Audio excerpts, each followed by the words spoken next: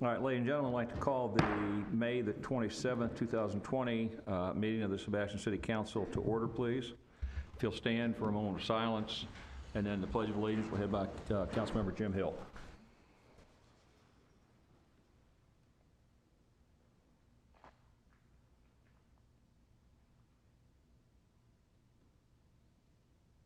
Thank you. I pledge allegiance to the flag of the United States of America and to the republic for which it stands, one nation, under God, indivisible, with liberty and justice for all.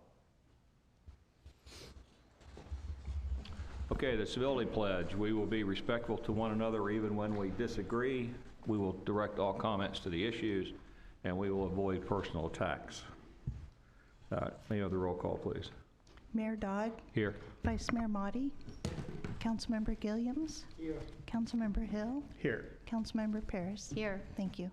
Okay, now under agenda modifications, the chamber was not able to attend this evening, so item 13A has been pulled from the agenda. Anyone else have any agenda modifications they'd like to make? Okay, hearing none, then the agenda is solidified. There are three, excuse me. Oh, I'm sorry.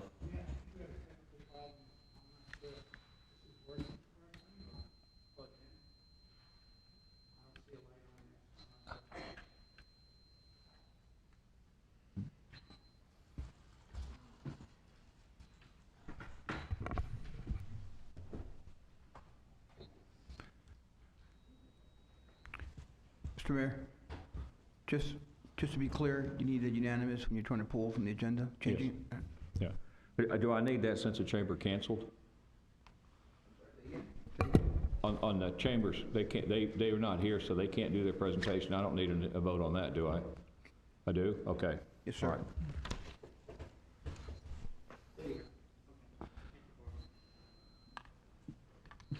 Okay, Mr. Mayor.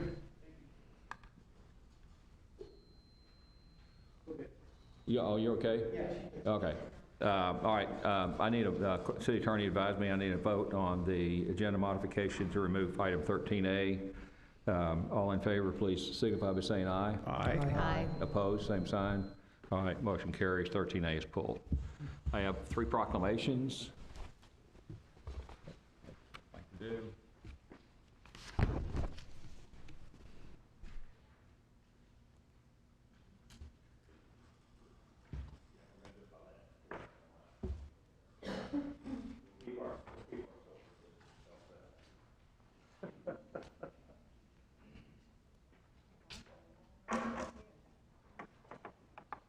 Okay, the mic must be working because I can hear myself now. So, all right, this is in recognition of the retirement of J. Michelle Morris, police chief.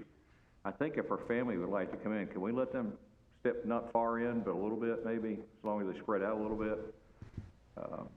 Yeah. Yeah, okay, all right. Whereas Chief J. Michelle Morris began her career with the Sebastian Police Department in 1987, starting as a patrol officer and worked in various divisions, including investigations, training, professional standards, and administration.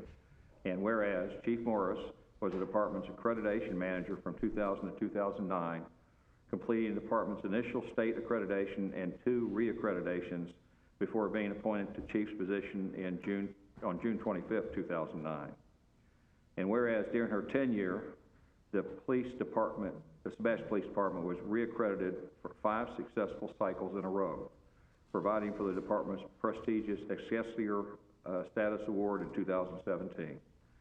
They exemplifying her commitment to the department, her community, and the oath she has taken. And whereas Chief Morris has served on the Executive Roundtable of Indian River County, the Juvenile Justice Advisory Board for the 19th Circuit, the Substance Awareness Council, the Racial and Ethnic Disparity Committee, and as Commissioner of the Florida Law Enforcement Accreditation Commission.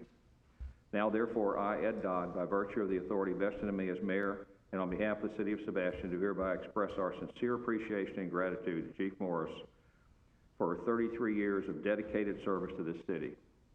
We wish Chief Morris and her family the very best in retirement. In witness thereof, I have hereunto set my hand and caused the seal of the City of Sebastian to be affixed on this 8th day of May, 2020.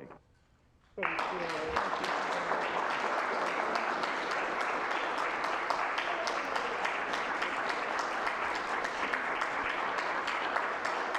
Okay, now we also have a small gift for you in addition to that, and we'd like to present to you. And that's just in appreciation for your service to the city. It's a palm tree necklace. Yes. Very nice. I'm glad it wasn't a pelican. Thank you. Right, you're welcome. All right, Thank you very much. I really appreciate it. And I just want to say, it's been my pleasure to be a member of the City of Sebastian for 33 years. It truly is a great community, and the city is absolutely the best to work for. I think the council members, the mayor, vice mayor, and all council members, Mr. Carlisle, Mr. Anon, and all the members of the police department. I know I see some of them here tonight. Thank you very much. And my family. You see, I have a very small family, but my brother and his daughter, my niece, came in town, and I have my sons, and my son's fiance, my husband, and my mom.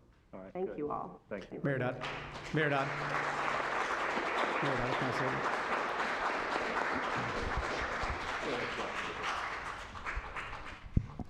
Chief, I just want to express my gratitude to you. I've known you for almost the entire time you've been on the city council. Now, you're going to be on city council later, I'm talking about. Since you were working for the Sebastian Police Department, when I first met you, it wasn't as the same type of relationship that we have now. I mean, maybe you were pulling me over or something like that. I don't know. That could have been the case. I was a very young and reckless man back in the day. But I did get to know you back then, and you've become a dear friend of mine. And you know, I know that you have a great desire to make Sebastian a better place. And I can tell you that just your being in this room and being the chief of police and just being a part of this community has made it better. So I can't thank you any more from the bottom of my heart for everything you've done for this community. You are amazing, and you've made us all better. Thank you. Yes,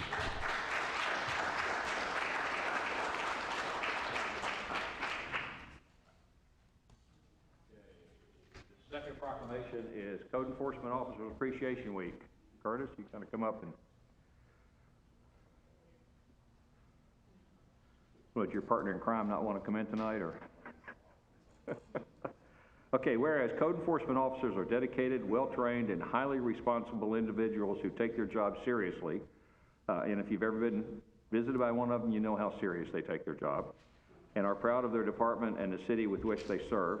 And whereas code enforcement officers provide for the safety, health, and welfare of the citizens in this community through application of the building, zoning, housing, animal control, fire safety, environmental codes, and ordinances. And whereas every day, assisted by support staff, they attempt to provide quality customer service for the betterment of the community. And whereas the Florida Association of Code Enforcement has declared the first week of June to be set aside by local governments to honor and recognize code enforcement officers and support staff.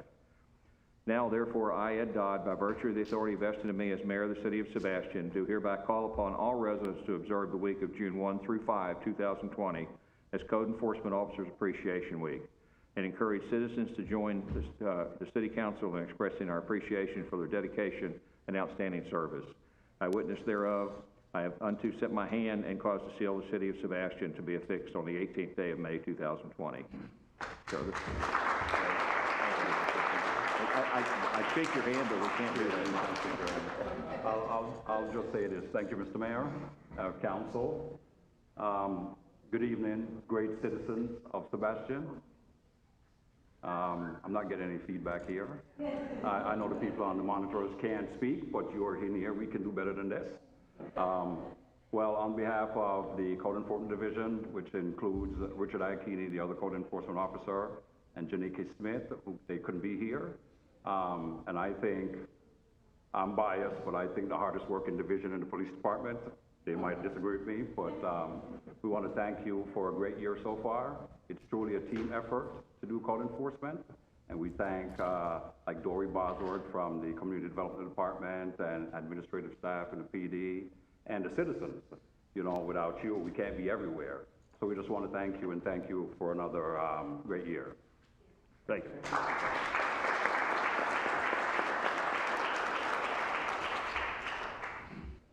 Sal.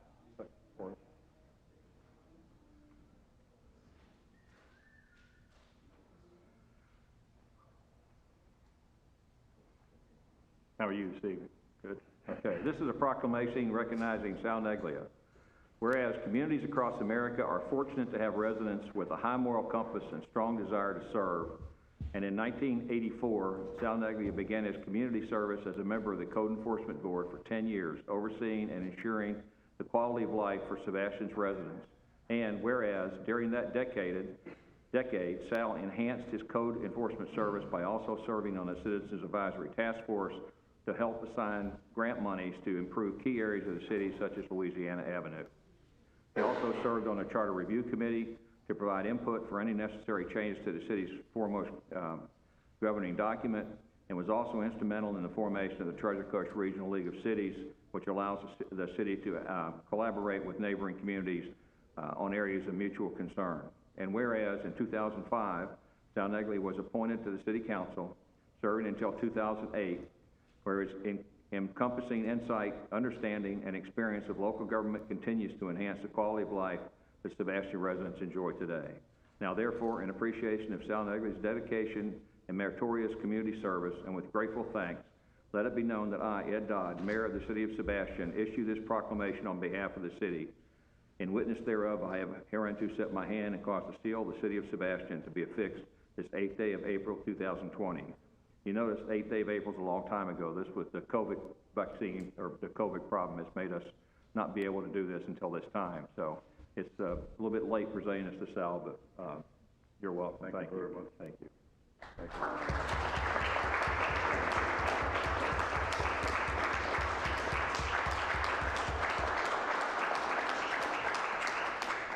I just want to say that I'm kind of proud and happy to have served the city of Sebastian all the years that I have, and I'm still hanging around trying to do the most I can. God bless America. Thank you. Thank you.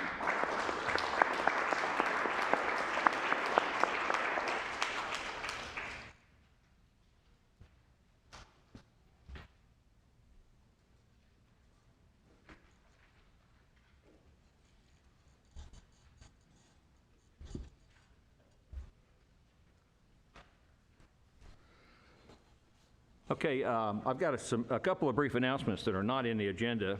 I received, I think the city manager and I, or maybe the whole council, received an email today from Andrea Coy.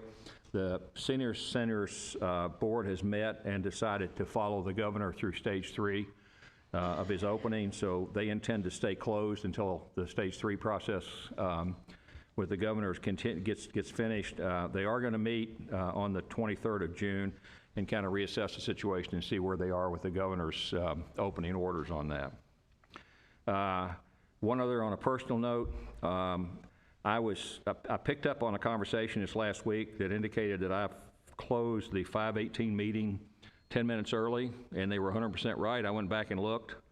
I'm not sure whether it was wishful thinking or bad time management, but I looked back and Councilmember Gilliams was speaking, and I remember at 12 and a half minutes left in the meeting, I told him he had 2.5 minutes, and I closed it 10 minutes early. So on both counts, I was wrong. You have 2.5 instead of 12 and a half, and I closed it 10 minutes early.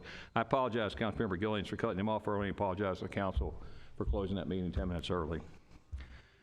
The census. Sebastian is the number 4 municipality in the state as of last week in response to the census. We're the number 1 in the Treasure Coast, number 4 in the state.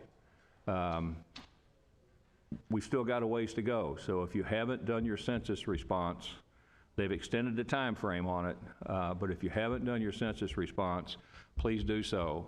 Hopefully soon, if you don't have access to a computer, we'll be able to come up with some ways that we can do it, and do it within the boundaries of the COVID-19 issues, and provide resources where people who don't have access to a computer can actually get in and file the form. I filed mine in about 2.5 minutes. It doesn't take long to do it.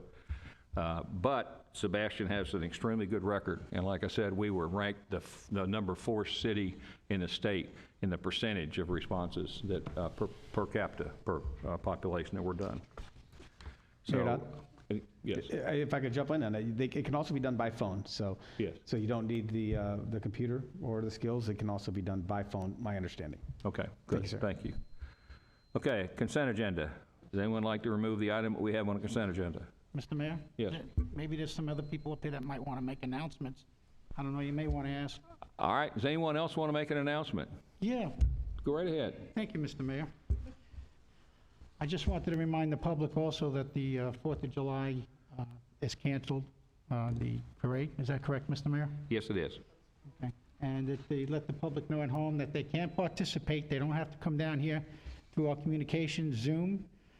So if you want to ask questions, you want to stay home, or you're handicapped and you can't get out, Zoom is available. You can check with our IT department. Barbara, I'm sure, will help you get connected. Just a reminder that the pickleball courts are opened, so to get out there.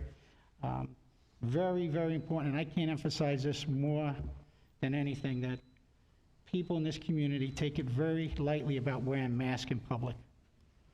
The tax collector's office, motor vehicles require, if you go in there, to wear a mask. It will save somebody's life in this community, and if it's one life that it saves, and it's a senior, it's well worth it. It's respect. It's respect to one another. Taiwan, one of the leading countries in keeping down their virus and tracking and testing, have proven it's very successful. It works. The Asian countries are very successful. They all wear a mask.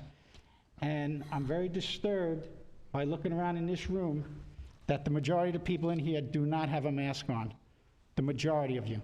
And I hope you reconsider. I hope the council will discuss this later on.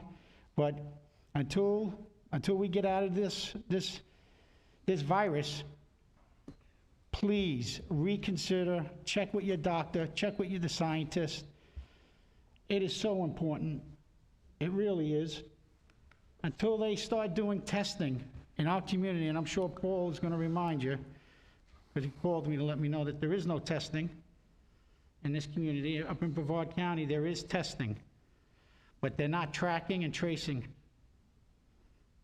So we don't know what's flying around in our community.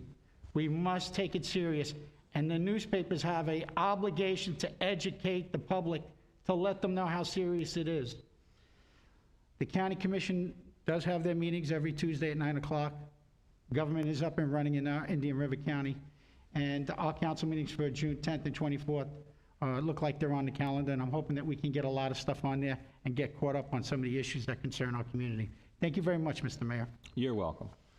On to item 8, the consent agenda. There's one item on it. Does anyone like to pull that item? Yes, I'd like to. I'm sorry? I think, Mr. Mayor, in the future, all consent items need to be pulled. Would you like to pull item A under item 8? Yes. Yes. Councilmember Gilliam, you pulled it. Now it's your turn. In the future, to the other council members here, it is imperative that we show our community full transparency as far as the consent agenda. There cannot no longer be deciding which items get pulled and which items don't get pulled. The county commission pulls, and they talk about every item on the consent agenda. No, they don't. I've been to the meetings, Mr. Mayor. I was assigned to the meetings. So look, let me just finish. Would you, let me just finish. Stop before I take another recess on you. We're talking about item A, which is the approval of a piggyback contract with a Broward contract. I understand that, but I'm still... Under your matters, if you want to discuss all the consent agenda items, you may do that, but right now we're talking about item A. Okay. If I can get the city manager to do a presentation on the item, please, so that the public at home can see what we're approving and what we're looking at. Thank you. Absolutely. Mr. Mayor and Council. So we have an aging underground stormwater system, and they run in between homes, they run under streets, and it's prudent, cheaper, and cost-effective and less disruptive to the public if we slip line those where they line the pipe rather than remove it, replace it, and cause the damage to the roadway or dig up in between people's homes. And so it's, rather than digging a big ditch between two homes, it's easier to slip line and run a pipe inside a pipe. Excuse me, it provides for a way to restore the pipe without having the destructive process. And this is a piggyback contract that has been done from the Broward College. They researched out, our purchasing agent has researched it out and found this to be a good contract and beneficial to the city. And Move it is approval. budgeted. Mr. Mayor? I'd move approval. What? I'll second that motion. Thank you. Okay, we're still in discussion. Mr. City Manager, is this for just these two individual pipes that you have listed here, or is this a contract for 20 and 21? So it's for the 2021, but the pipes are listed in there that they were going to do under this contract. So this contract is actually more than 40,000? It's going to be for whatever? It's 35,000. There's only 40,000 budgeted. It's $35,000 for this particular item, $250. Is it safe to say that if there's other pipes that need to be done, it'll be an automatic given to this company, or is this just the two that we're doing at this point in time? Only if it was an emergency failure would we do it, but in this case, these are planned projects. Okay, my reason for this is, I'd like to see our contractors in our community get these jobs, and I'd like to see these items get put out to bid so that they're bidded and not piggybacked with outside agencies, colleges, and other state and federal governments. By seeing this, it's showing me that we're giving the work to the people down in South Florida and not looking after our own. And I'm a firm believer in getting 2 to 3 bids on projects. So I understand that there's a motion on the floor to approve it. I just want to let the other council members know that because it's not a local contract and because it did not go out to bid locally, I'm going to say no. Mr. Mayor, as we've mentioned before, these local contractors have the opportunity to bid on these contracts. It's open to everybody. The only way you can be fair is to allow everyone the opportunity to bid it. They had an opportunity to bid on this contract. They may or may not have, I don't know. All right. Okay. Any other comments? So we don't know if there are any other bids, Paul? We don't know. We don't know who all bid on it. We get the one that it was awarded to. We don't go back and research all their bids. They don't have an obligation to provide that information to us. This is a publicly bid contract. It follows our purchasing policy. It's in the best interest of the city to utilize this contract for the dollars that's allocated. But it's bidded through Broward, it's bidded down south, not up here. So let's make sure that we don't mislead the public. Broward College, it's bidded through their process, not through our process up here, where our contractors get a look at the specifications and get a chance to bid on it. So let's make sure we clarify that. Thank you. Mayor Dodd? Yes. I have a question for staff. Mr. Carlisle, did we not go through the entire process? Did you have your purchasing agent come in here and tell us exactly how all of these things are done? And spent, if I'm not mistaken, almost an hour discussing the way that we go through these bids. And all 5 council members were present at that. Is that not correct? That's correct. We did do a presentation on Okay, our and this is purchasing done policy. in accordance with that, with what Yes, was sir. presented? Of course it was. Thank you very much. Yeah. Yeah, this whole thing mystifies me. I don't have any other comments. Mr. Vice Mayor, you have any comments? I was just wondering, is there some way that we can notify local contractors that we're doing this type of bid? How many besides- people do we need in purchasing to do that? Well, if we were going to put out a bid and to redo the work, you may or may not get a price that's, again, this purchasing procedure's set up so that you can maximize the value when you have large contracts. They bid on them knowing that people are going to piggyback, and there's language in there. If the council decides to remove piggybacking from our proposal, it affects everything from pickup trucks to office supplies. You'd be paying full retail for just about everything you purchase. So piggybacking contracts, or you do your own RFP and reinvent the wheel, you may or may not get bids. You may get a price that isn't competitive with the bid that was piggybackable. You can't go back to the piggyback. Now you have to use the higher price. Understand, thank you. Okay. Let's have a roll call. The motion was made by Councilmember Hill that we approve item 8A. Was seconded by myself. A yes vote approves it, a no vote votes disapproval. Vice Mayor Motti? Yes. Councilmember Gilliams? No. Councilmember Hill? Yes. Councilmember Paris?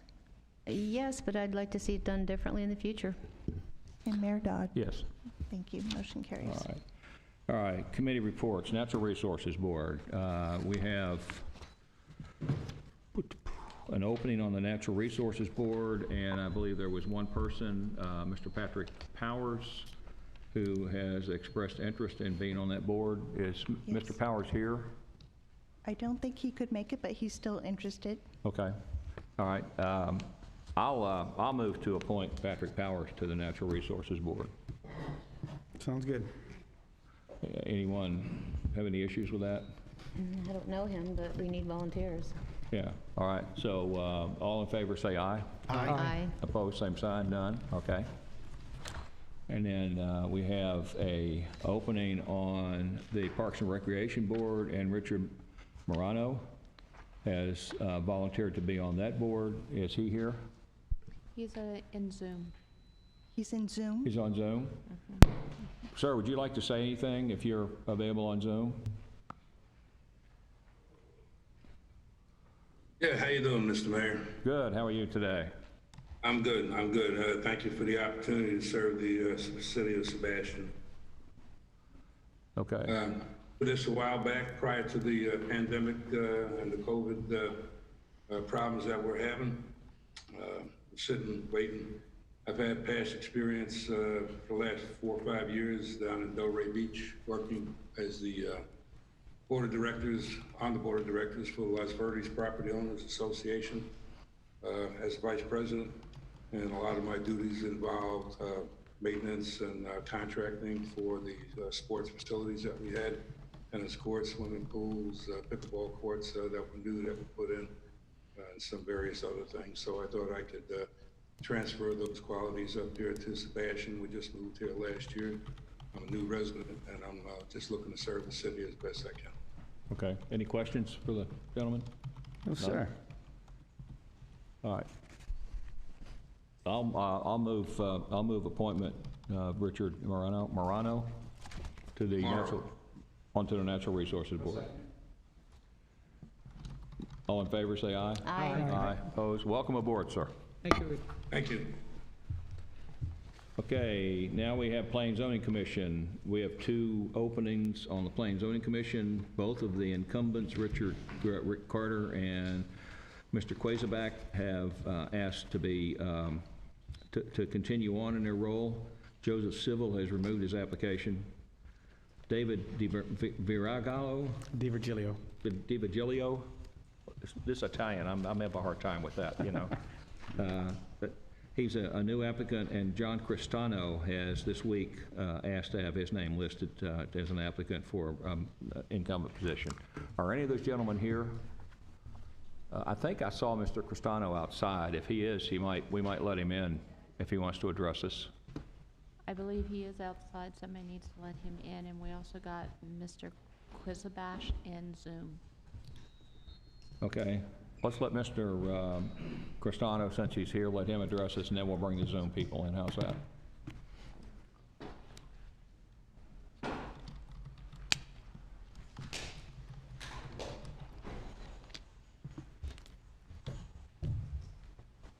Good evening, Mr. Mayor, Councilman, and women.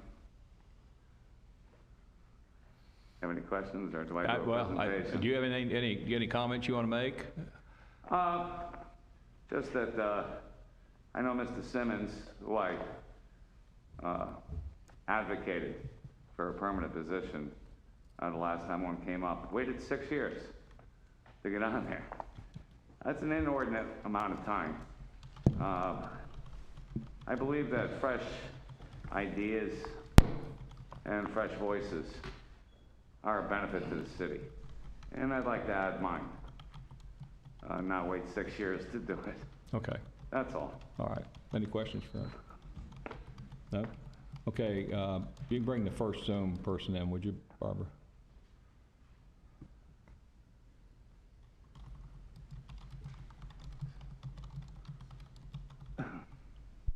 You should be unmuted now, sir.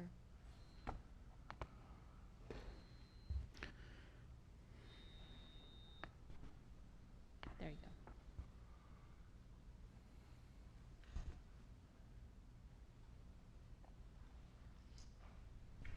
His camera is blurry. I'd say that, yeah, you can see him up there. Okay. Sir, do you have something you'd like to say? Would you give your name, please, first? Oh, right here. Yeah. Can you hear us? Mr. Quasenback, can you hear us? Yes, I could hear. Okay. Have you got any statements you'd like to tell us or anything? Yes, good evening. I'd like to serve a couple more years, and I want to see that the balanced growth in the city. That's my concern. I want to keep it a small city, and I love the small, less population and balanced growth. So that's all I want to say. All right, thank you, sir. Who else do you have on Zoom? That's it? Okay, those are the only ones. Council, any comments from anybody, or? Nope. Nope. All right. Then, I need a motion. I would move Mr. Carter to serve in his current seat. And your last name again? Cristino. Cristino. See, this isn't anything. Can To I serve speak in for a the moment? other open seat. Okay, we have a motion. We have a Mr. second. Christina would like to speak for a minute. Yeah, I was under the understanding I was applying for Mr. Carter's seat, not Mr. Kisselbach. Yeah, no, it doesn't work that way. Okay. Yeah. I wasn't sure. Yeah, it doesn't work that way. When we spoke to Dory, I didn't even know Mr. Kisselbach Yeah. was up. Yeah, so. I-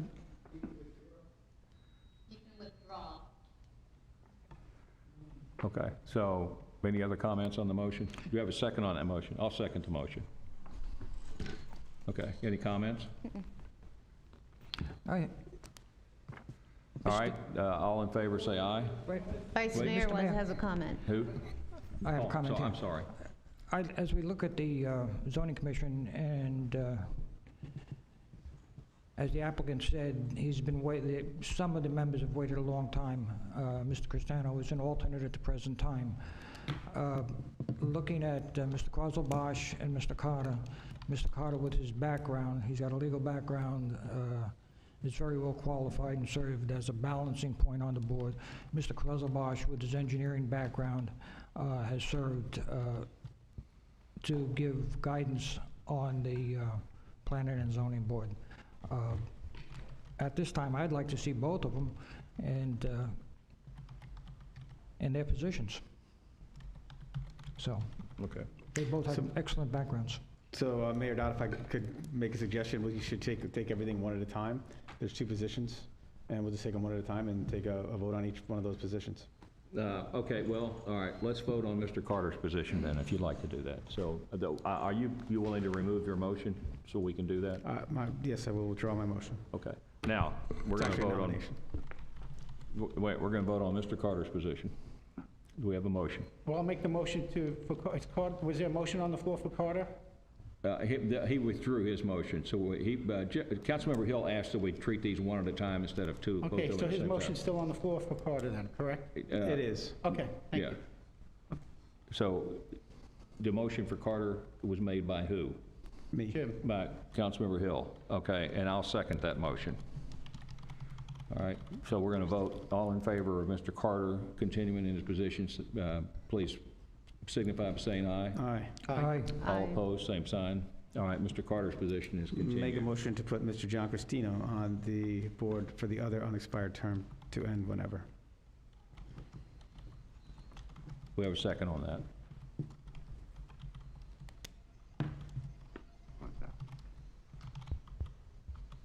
The way this works, the way our procedures work, is we take nominations. Yes. And so I've nominated. All right, you're going to, I see what, So all you right, can you're take going to, another nomination, and then we could just have a roll call, and we could vote on it okay. and move forward. So now, Mr. Cristino has been nominated for Mr. Quasenback's position. Does anyone else like to nominate someone else? I'd nominate Mr. Quasselbosch. Okay. I think remain in his position. So now we have 2 people nominated for that position. Let's do a roll call, please. Okay, Councilmember Gilliams? I'm sorry, what was that? Kisselbash? Yeah. Okay, thank you. Councilmember Hill? Cristino. Okay, Councilmember Paris? And Christina. Mayor Dodd? Quasenbach. And Vice Mayor Motti? Quasselbosch. Okay, Mr. Kizilbosh got 3 votes. Thank you, guys. All right, the last one is the Police Pension Board. Mayor? Yes. I have a question for the clerk. Did Mr. McPartland withdraw his application? But his application is still in, is it still in? Okay. I'm sorry, we can't. No, I did not. I don't think it works that way, Jim. Well, Sorry. Well, that's what I'm asking there, Damien. Yeah, it doesn't work that way. Thanks for letting me ask the question. He did not resubmit. Okay, thank you. Okay, all right. I make a motion to approve Andrea Ring. Second.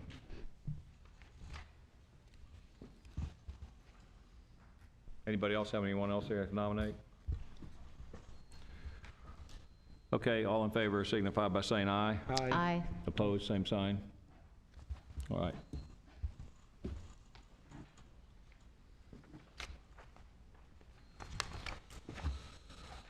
All right, no public hearings, no unfinished business. We are now to public input.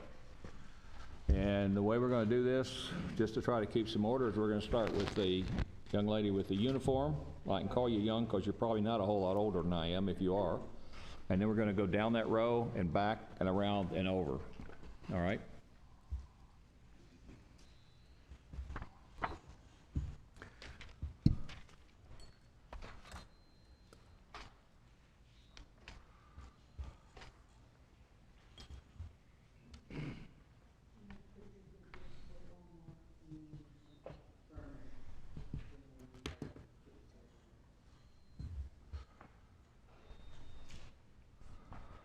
Thank you, Mr. Mayor.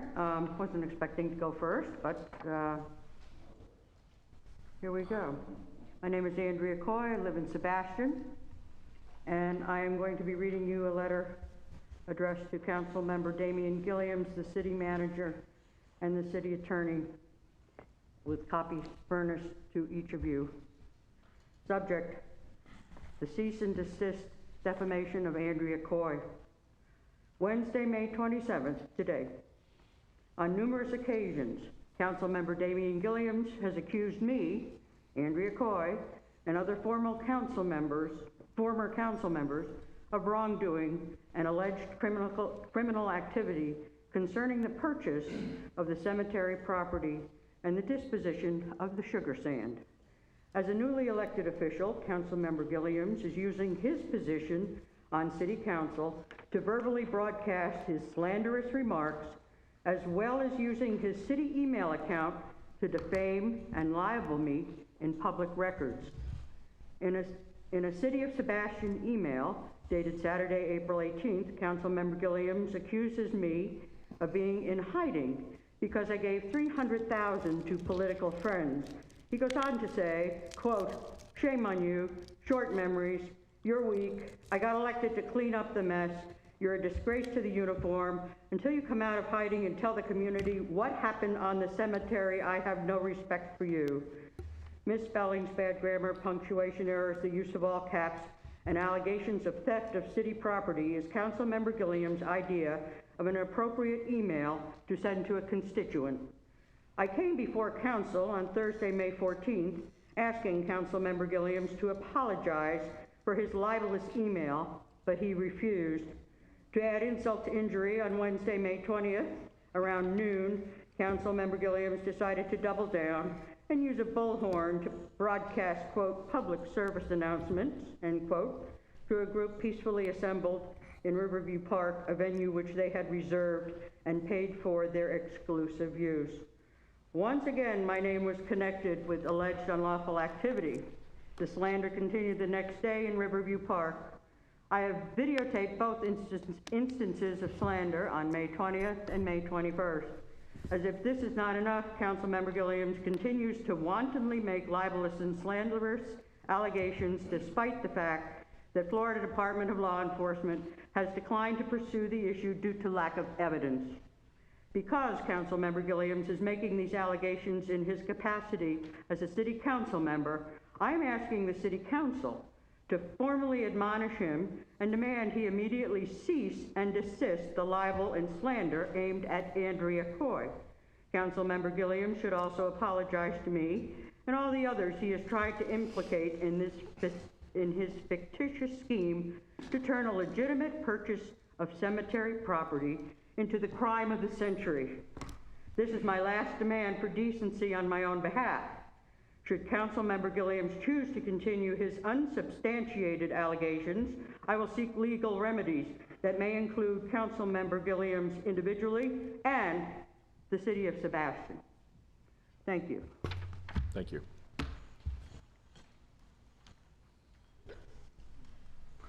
Next in line, please. Do you want to say anything?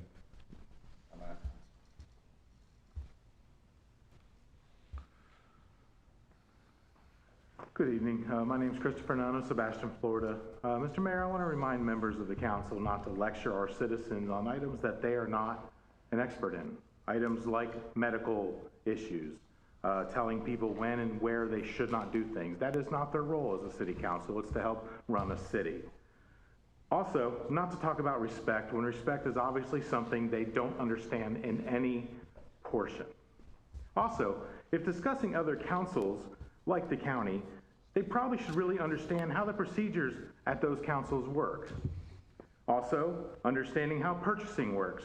Contacting local vendors to see if they want to bid is called unfair competition. That's actually illegal. You can't contact people to ask them if they want to bid. That's against the law. You would know that if you knew anything about government. Being in 12 years in St. Lucie County, I understand that fact. Working there and understand how the purchasing process works. You might want to incorporate some of that into your learning processes. So the last thing I'm going to say before I move on is resigning from a position that you've been accused of doing wrong things in is always a more dignified way than removal by the law or by a recall. Show dignity and do the right thing. One of the things we've seen as we've been collecting signatures this past weekend at Riverview Park is there's a mob mentality from some members of this council, and they purvey that out to their citizens. We have citizens and businesses in this town in fear over a democratic process from that gentleman over there. A dignified gentleman, he is not. He is putting fear and slander and all of those bad things out. We have citizens truly, honestly in fear of him and his cohorts. I admonish you to please recommend that changes. That's not what our council is about. You're here to represent the citizens. How dare you put fear into them? Thank you, sir. Ma'am? Sir? No? On the end of the row, Louise? No? Back in the, all right. Andrea, you're next, if you'd like to speak.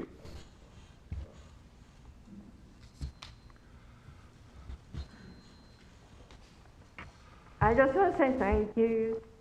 I hope I will do a good job, and if I don't, I will resign. So, thank you. You're welcome. The gentleman next in line, if you'd like to speak. No? The lady in the blue jacket? No? Guy in the corner? Mr. Herman, you're next, if you'd want to speak.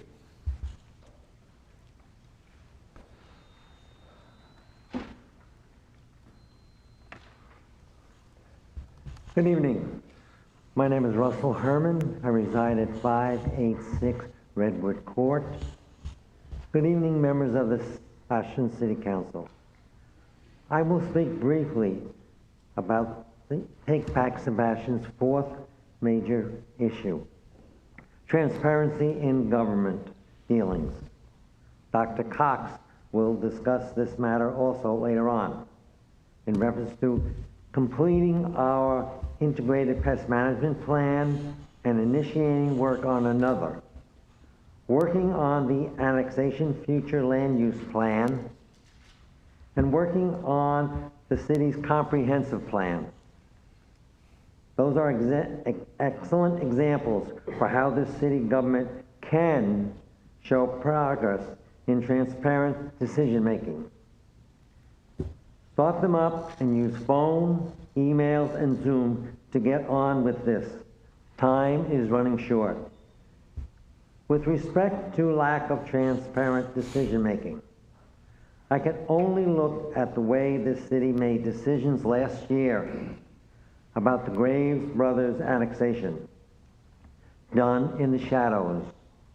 Lack of transparency and ignoring the residents' opinions last summer is what brought us to this sorry impasse with today's council rancor. Hiding behind the emergency declaration has been a big mistake for this administration and this council. Government, open discussions, and honest decision-making have suffered badly. We know we must fix this by working together. We know what the reform members want. The reform agenda is clear. Dr. Cox will elaborate in his speech. What does the recall crowd want? Nothing positive and constructive. Dislike, nay hatred of Councilman Gilliams is not a useful step forward. There is not a constructive agenda. Letting loose a stream of Facebook and Twitter hatred of Councilman Gilliams and Councilwoman Parrish and Councilman Morty is not living up to the ideals of civility that we have posted on the council wall. Let's just reflect for a moment on what is happening at the national political level and see what applies here.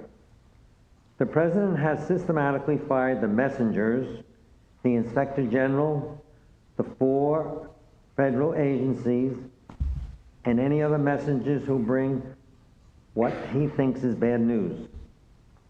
That is what you have been trying to do. Councilman Gilliams muzzled the messenger. He asked questions about the affairs of this administration. It is his job to do that. In fact, it is the job of every one of you to ask questions, not just wave a magic wand over the administration's actions. It is also insulting to, at best, ignore, at worst, condone the hatred and threats that are being spewed by the recall group on their Facebook and Twitter pages. This has got to stop. Civil discussions has to start right now. Transparency of decision-making is a crucial action this city council and city administration must start right now. Thank you for your attention to this matter. Okay, sir, you're next if you'd like to speak. You. No. Go this way. Nicholas Jaskowski, Sebastian. As I sat at Riverside Park last week, collecting petitions and witnessing the petitions that people brought forward for a recall of city council members, I was excited to see the enthusiasm these people had to come forward and do this. These individuals, for the most part, left the comfort of their homes and came down to the park to sign these petitions. And I just wanted to make you aware, they'll have some numbers here that'll tell you just exactly how many people came down. Thank you for the time, Mr. Dodd. Thank you. Sir? Do we get everybody's name when they come up? Yeah, I think so far everybody's done that. The last gentleman, I didn't get his first name, last name. Okay. What was it? The last gentleman? Yes. Did you get the last gentleman's name? He said it. Nicholas Sindowski. Okay. Nicholas Jaskowski. Thank you, sir. Sir? Steve Smith. Can you take your, 158 sir, can you take your mask off the mic if you would, please? Is that your mask? Yes. Okay, yeah, thank you. Thank you. Steve Smith, 158 Columbus. As far back as 1979, I worked in radio news. We learned to protect the mic when the air to talk. I was the morning news anchor at your favorite radio station saying, don't go near there, there's construction. I served working folks like these with information, 30 years in radio and newspaper work, often at the same time. Been to 1,000 council meetings. Had to rip my pants off a school board meeting chair. I worked in news talk, ran radio news operations, had side deals with regional papers, such as the Toledo Blade and the Albuquerque Journal.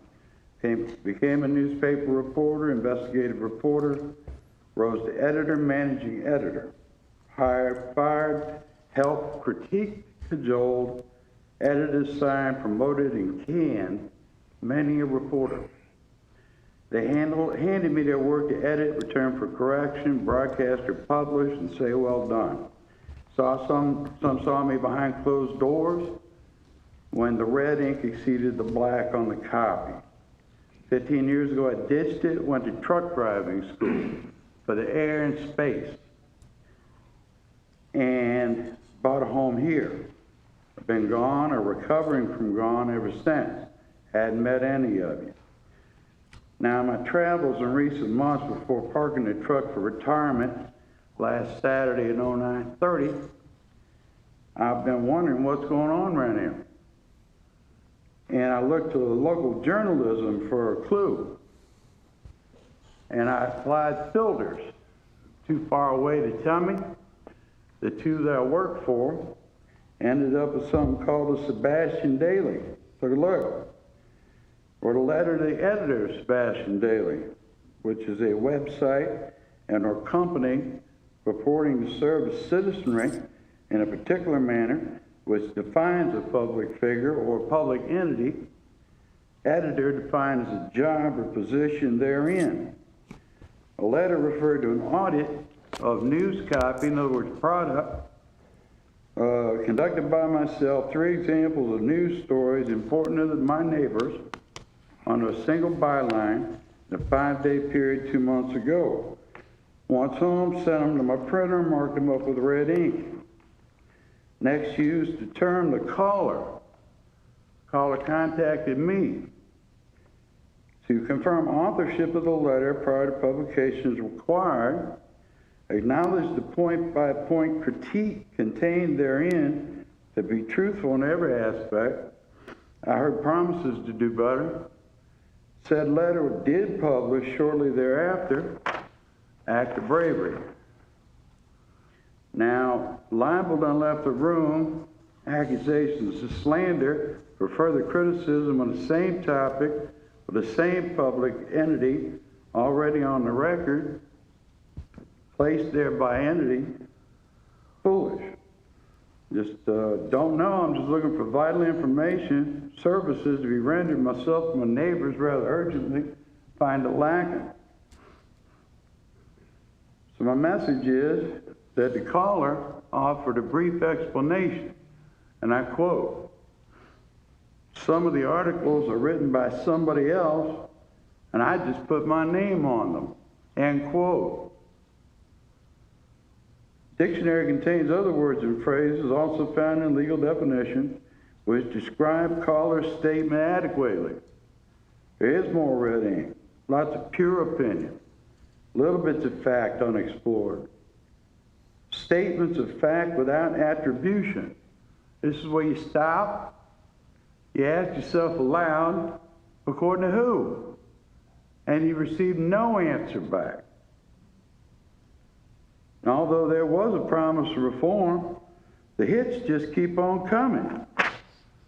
And I just keep on asking myself, I wonder who wrote that? Now, I reckon my time's up, and I reckon I could play some more of the hits for y'all. I got notes. I took a walk in the park one Sunday morning recent. I could drop a few seeds about, see who picks them up, where to go. Or I could stand for questions. Or, like the old warrior I ain't, I could just fade away. Thank you. Thank you, sir.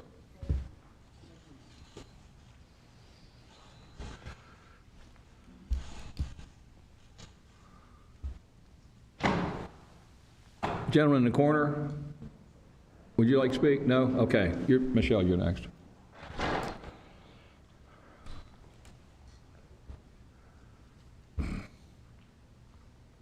Good evening. Michelle Morris, Sebastian, Florida. I want to discuss facts and the importance of doing homework and research before making comments, participating in interviews, or speaking in public where facts can be misrepresented or skewed for salacious news. Definition of facts: a thing that is known or proven to be true. Definition of hearsay: information received from other people that one cannot adequately substantiate, or a rumor. So let's talk about facts. Fact one: the park, Riverview Park, and the pavilion were legally rented Wednesday through Sunday last week to have a centralized location to peacefully and safely gather signatures for the recall of 3 council members. Fact two: hundreds of people not with the recall group, to include opposers to the recall, enjoyed the park from Wednesday through Sunday without being asked to leave or even being limited in the use of Riverview Park. Fact three: the recall group asked 3 people on Wednesday to leave and another on Thursday, a total of 4 people for 5 days. All 4 were being disruptive or were harassing volunteers or signers. Fact 4: there is no requirement to post or display a permit when renting Riverview Park.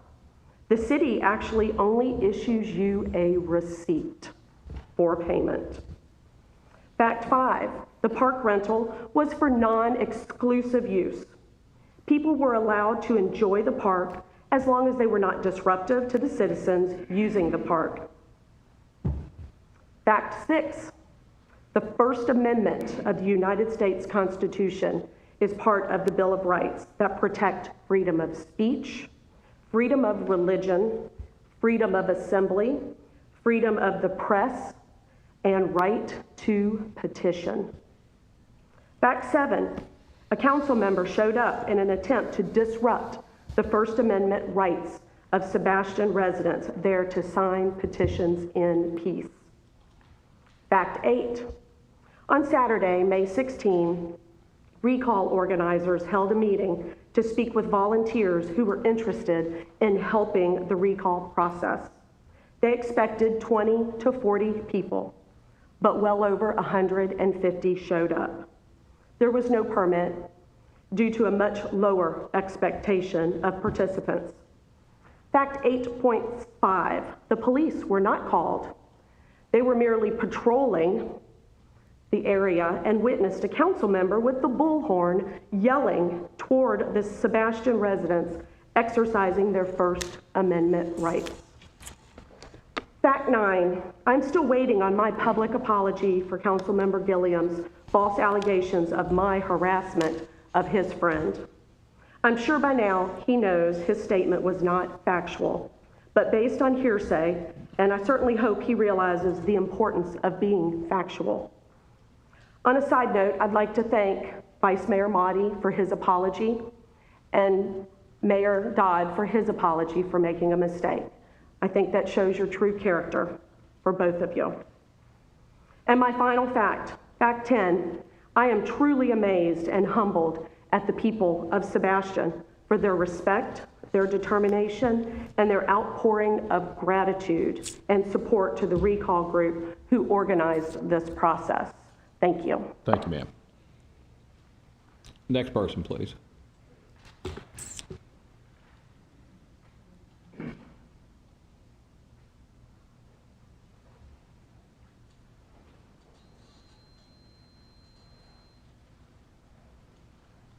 Good evening, Mayor. My name is Tracy Cole, and I live in Sebastian. This is my husband, Tim, that's helping me carry our petitions. First of all, I would like that we honor Michelle and her family, and they had the honor of being the first to sign our petitions. This is the voice of Sebastian. You refused to hear us on April 22nd when we demanded the meeting be canceled so you couldn't fire our staff. We had a victory in that, not you. You cannot delete our emails, but you cannot delete any of these. We've gotten over 7,400 voices in these boxes, and we got them in less than 47 hours. They've been verified. They live in the city. These are people that begged us to sign that do not live in the city, but wanted their voices heard, so here I am. And I have over 150 emails as well for them. We were given 30 days to get approximately 6,000, and in 47 hours, we had 7,400 plus they're still coming in. We are demanding 3 council members who have made choices that will cost our city hundreds of thousands of dollars to resign. You have broken a trust that will never be repaired. Never. We are giving you one more choice. You can resign and save the citizens, these citizens, the cost and the time of having you recalled, and support the citizens as we get back to business. You can take care of your own legal woes. Why should we have to be drugged through your mess and keep paying you all along the way? We've already paid with most valuable thing we have, that's time. We have had to take from our lives because of you.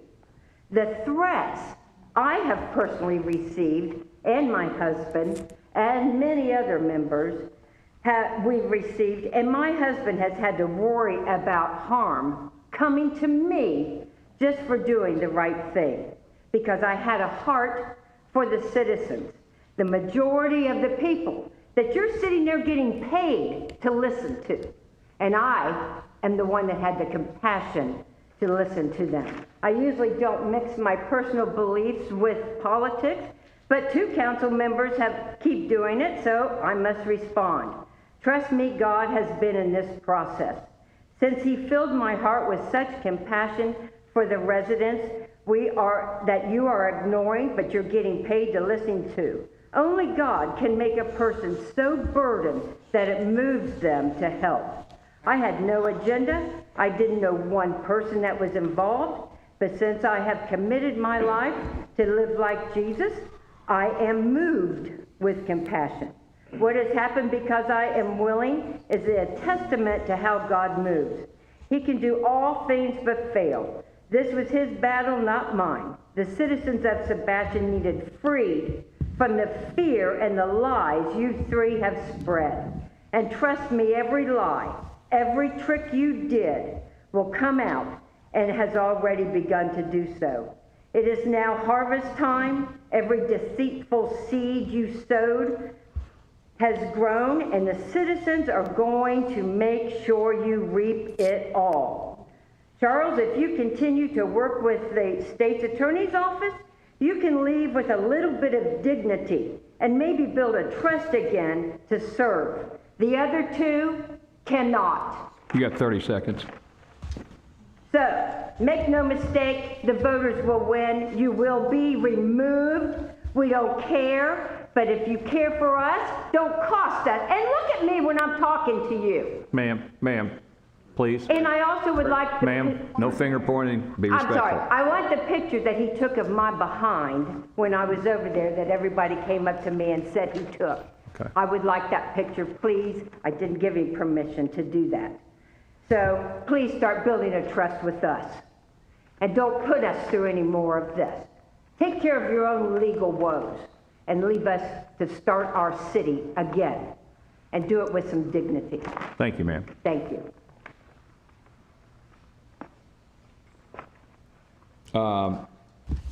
the gentleman in the blue mask, the lady on the end, would you like to speak? No? All right, gentleman in the corner, lady in the black blouse, would you like to speak? Okay, and the two gentlemen in front, there.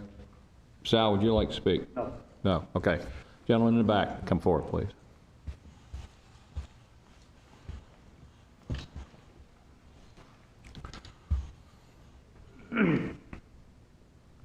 Nelson McCollum, City of Sebastian.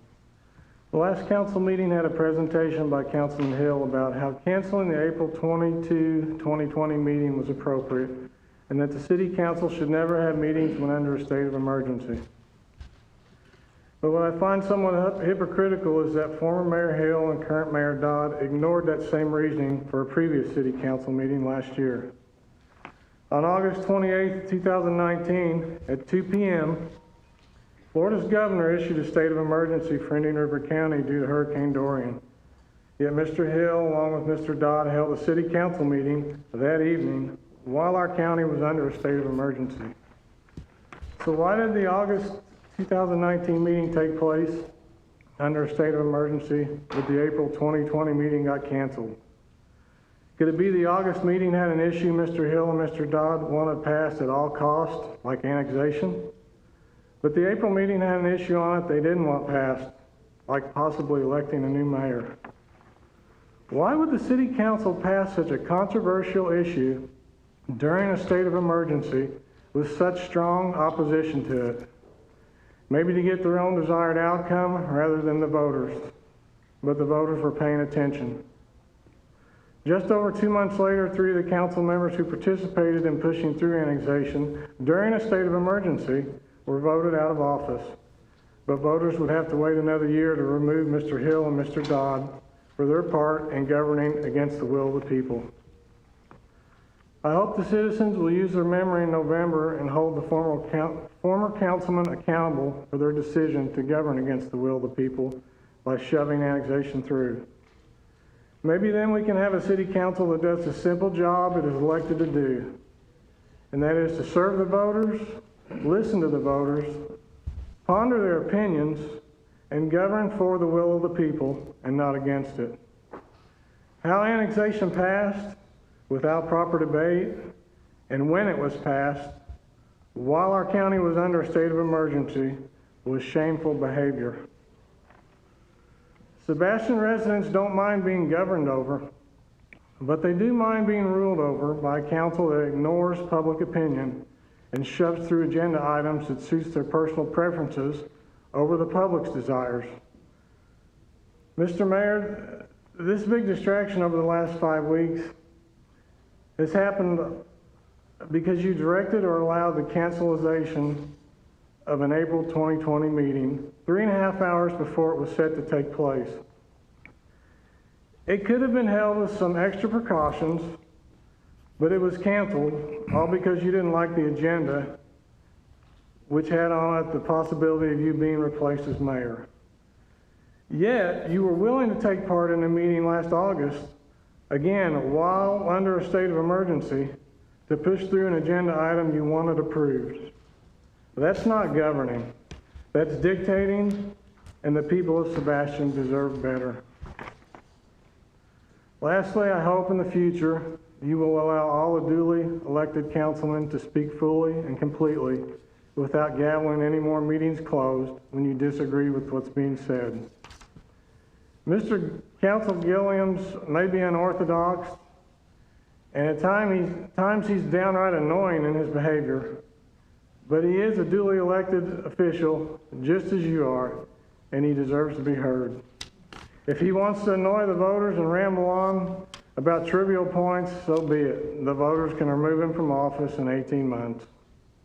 It's not your job to stifle speech from fellow councilmen just because you disagree with their presentation. Thank you, and I do appreciate your all's public service. Thank you, sir. Sir.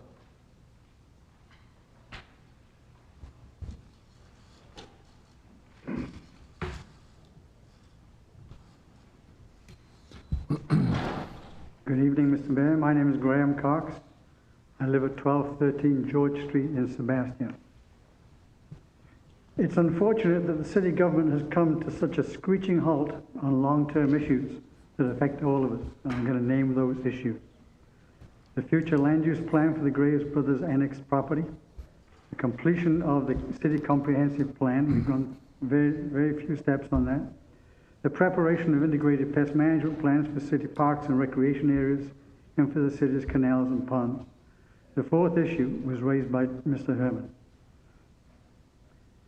I discussed briefly the future land use plan and the amendment to the city comprehensive plan when I spoke here on May the 14th.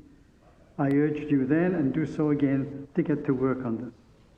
The city administration has asked for and been granted up to another year by the State Office of Economic Development to hold its second public hearing on the future land use planning issue.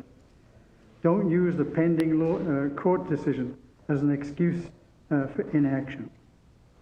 We should not wait for a year to get together all the affected interests, and we should start now to prepare for and design an outstanding future land use development plan for the annex property, a plan that meets the 11 basic principles of smart growth development. The city administration is also hiding behind the emergency declaration to avoid publicly discussing the revisions to the comprehensive plan. The city should not wait to move along with its comprehensive plan revisions. We need to see a new timetable to discuss each element of the plan and have these discussions in full public view. The next issue concerns the integrated pest management plan. It's sad but true that it's taken the city nearly 4 years to acknowledge the need for and then act to prepare these integrated pest management plans. The Natural Resources Board subcommittee worked well with Brian Benton and Kimberly Hagel in February and early March to look at the pest management issues in the parks and recreation areas. The emergency declaration seems to have put a hold on this work. I'd simply urge you to take transparency seriously here, authorize more meetings of the subcommittee, and if necessary, use the modern technology that you're using right now to schedule conference calls and Zoom TV to get the job done. With respect to the integrated pest management plan for the canals, I know the start of this task was awaiting completion of the Parks and Recreation IPM.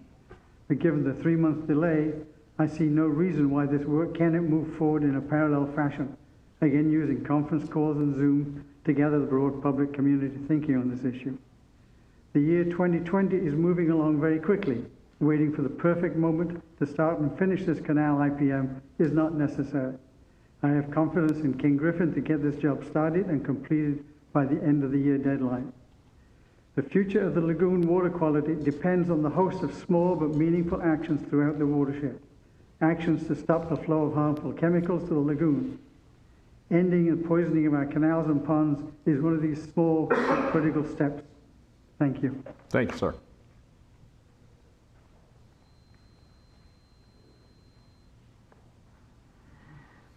Yes, good evening, ladies and gentlemen. Dr. Bob Betta, Sebastian Highlands. I'd like to share a story, a good story, about what I've witnessed over the last 7+ months at 150 Concha Drive, which is very close to the stormwater park. And I say good story because it's a result of the poison spray moratorium on our canals that has resulted in a dramatic change and given me a lot of hope and optimism about the abstinence from toxic poisons and things that are not biodegradable being sprayed on our canals and on our lands. And not only is it important that the city do this on public lands, but it's also important for everybody listening out there who's a private citizen to avoid these chemicals as well, because they can leach into the canal system and eventually our lagoon. Shortly after the November election of 2019, there was a terrible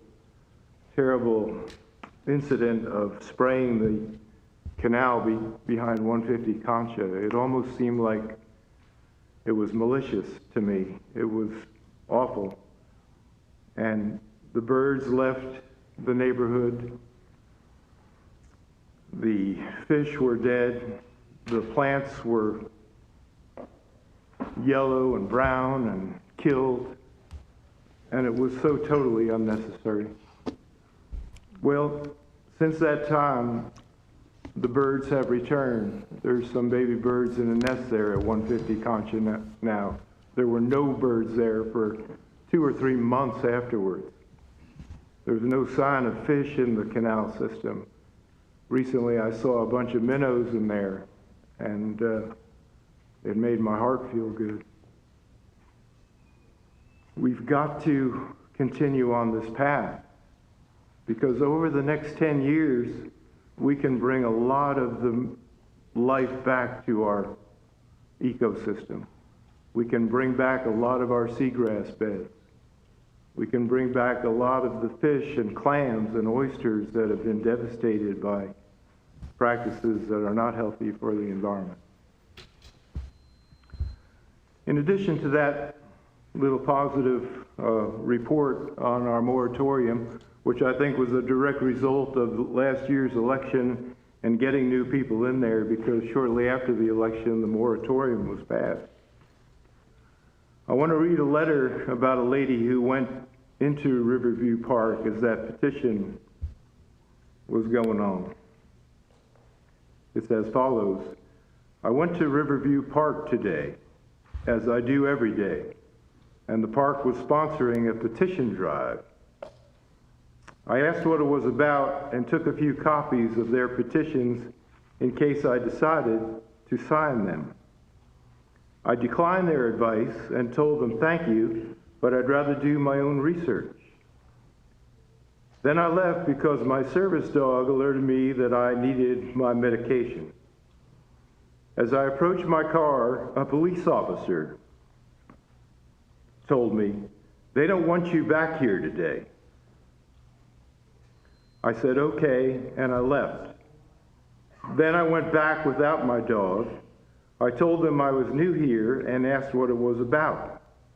I honestly did not know, but would have been glad to support their cause if they had made a legitimate case for it. They wouldn't even give me a copy to take with me. My best guess at what I could have possibly done to offend them was that I challenged them to articulate a decent explanation. The police told me they had a permit and that they can ask me to leave without producing it to me or anyone else. I did my homework, Mr. Gilliams, and thought you might be interested in this. The petitions were against you. I am considering filing an ADA complaint against the city, but probably won't, since I am not looking for a fight or to win in an expensive lawsuit when my city needs the funds now more than ever. Did they have a right to kick me out? I am a homeowner in Sebastian. Thank you. Thank you, everybody. Thank you.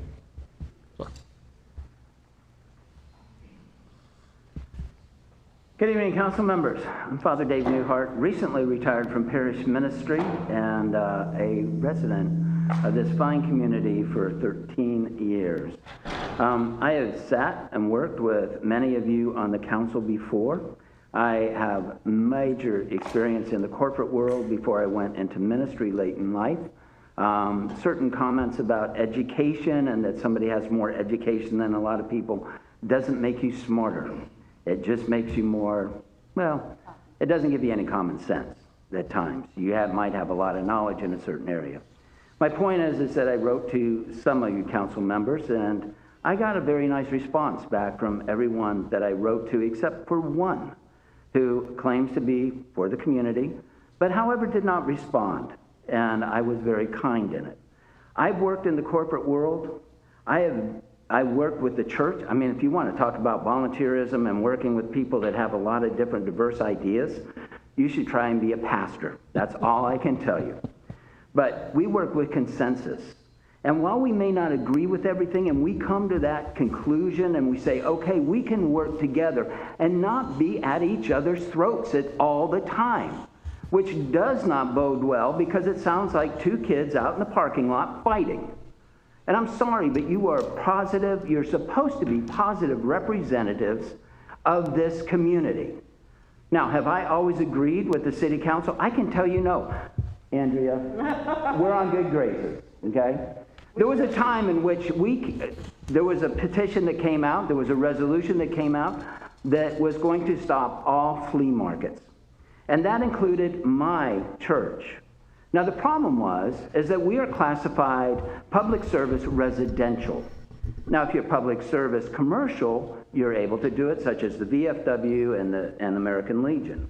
By the way, I am an honorably discharged veteran. I serve my community, and I do take my hat off when I do the Pledge of Allegiance by showing that. I have worked with this council many times. There was a time when as I was alluding to, and I ended up coming in here, and I ended up talking with the attorney, the city mayor at the time, and the city manager at the time. And I worked with Ms. Hoy here. And it came to a good, positive resolution through that. But the reason is that the council listened to their constituents rather than having an own personalized agenda. And so I'm not here to point fingers. I'm here to admonish you for your behavior. I'm here to say that I am a valuable constituent in this community, and if you can't work together and collaboratively and in a consensus form without badgering each other, then you really don't need to be in a public position, because this community is one of the finest communities I have ever lived in. And even though I've retired, I'm not leaving this community, and I will stand for this community. But I want to encourage each and every one of you, quit rattling swords. It gets you nowhere. And be the representatives of the people. There's a great constituent that'd like to see you removed, especially 3 of you. I'm not here to say yes or no on that. I'm here to ask you to do what is right, what's right for this community and your constituents. Because if you don't, you're only making a fool out of yourself. Thank you very much. Mayor Dodd, thank you. And we look forward to having our ceremony in September for both 4th of July and to honor our Memorial Day. Remember, Memorial Day is about those who died in service. Yes. Veterans Day is about all veterans. And Armed Forces Day is about those who are serving. I'm proud to have served my country. Charles Malty, thank you for serving. Ed Dodd, thank you for serving. Jim Hill, thank you for serving. Thank you, and good night. Pastor, may I ask your name again and the name of your David Newhart. I live at 120 Larchmont. No, I just want to know your church. Yeah. Oh, I can't go there anymore because I'm retired. Oh, okay. But I spent 13 years there in this community. But I'll be here anyway. You retire from parish ministry, but never as a priest. Sir.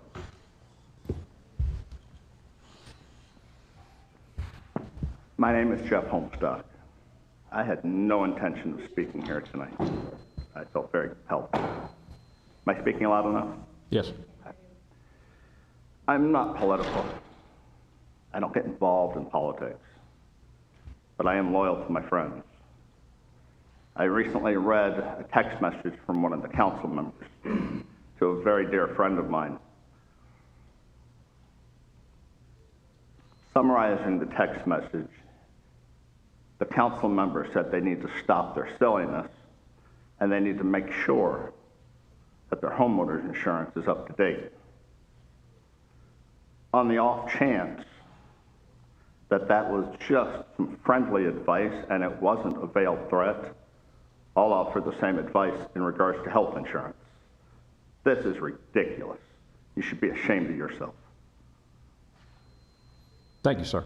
Thank you. Is there anyone on, if everyone that wants to speak here has spoken, is there anyone on Zoom that's got their hand raised? Barbara? There is one. Okay. Okay, can you wait till we do this? Okay.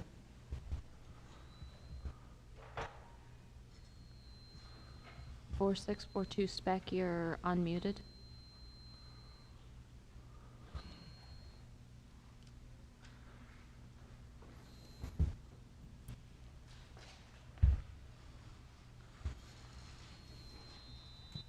I've also got another one just popped up. Okay, go ahead and try to get that one then.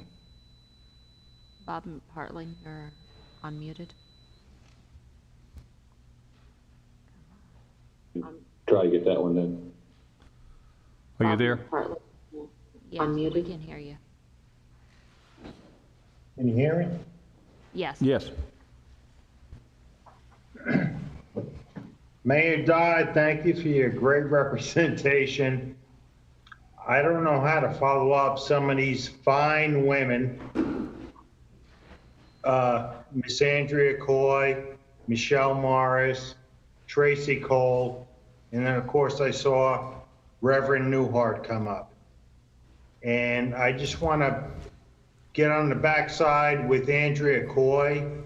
As far as they're talking sugar sand, I came up several months ago when I applied for the police pension board, and there was things said that I was untrustworthy, dishonest about sugar sand, and they couldn't put me forward.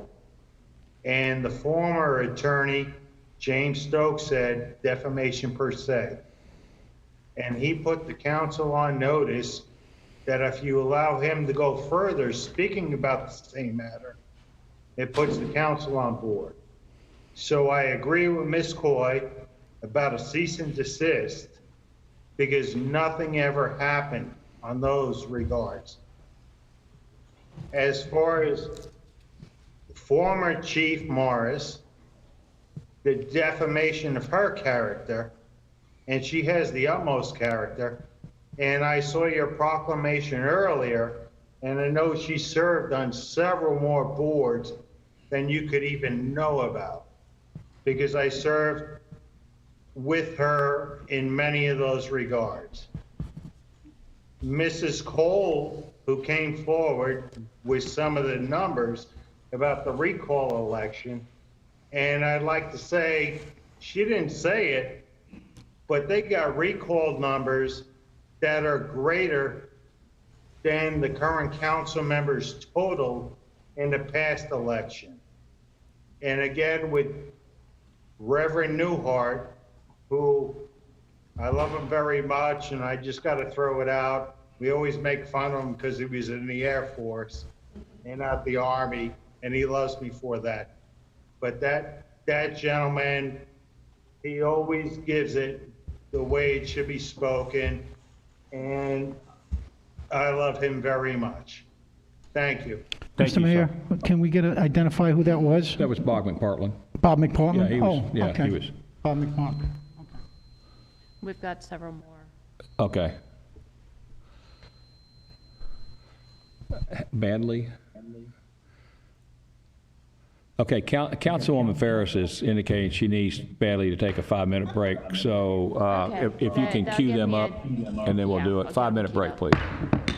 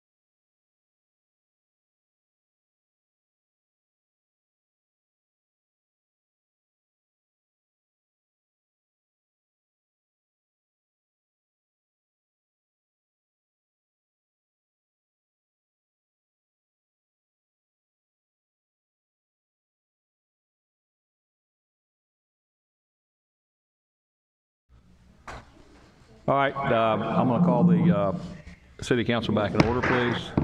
Barbara, did you have anybody else on Zoom that would like to speak? We're still under public input. Mr. Fourier, you can go now, please. Thank you. Can you hear me? Yes. Yes. Thank you, council, for the opportunity to speak. Mr. Gilliams, I just would like to direct this at you just for this moment. One of the scariest things I've ever heard in my life was the public cheering after the hanging of Saddam Hussein. They were extremely happy to have gotten rid of a leader. This leader thought that they too were doing the right thing. That's all I have. Thank you. Thank you. Someone else? Yes.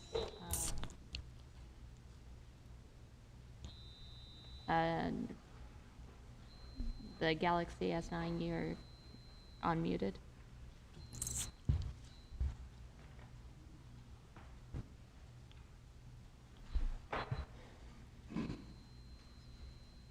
Are you there? He was there a moment ago. Okay.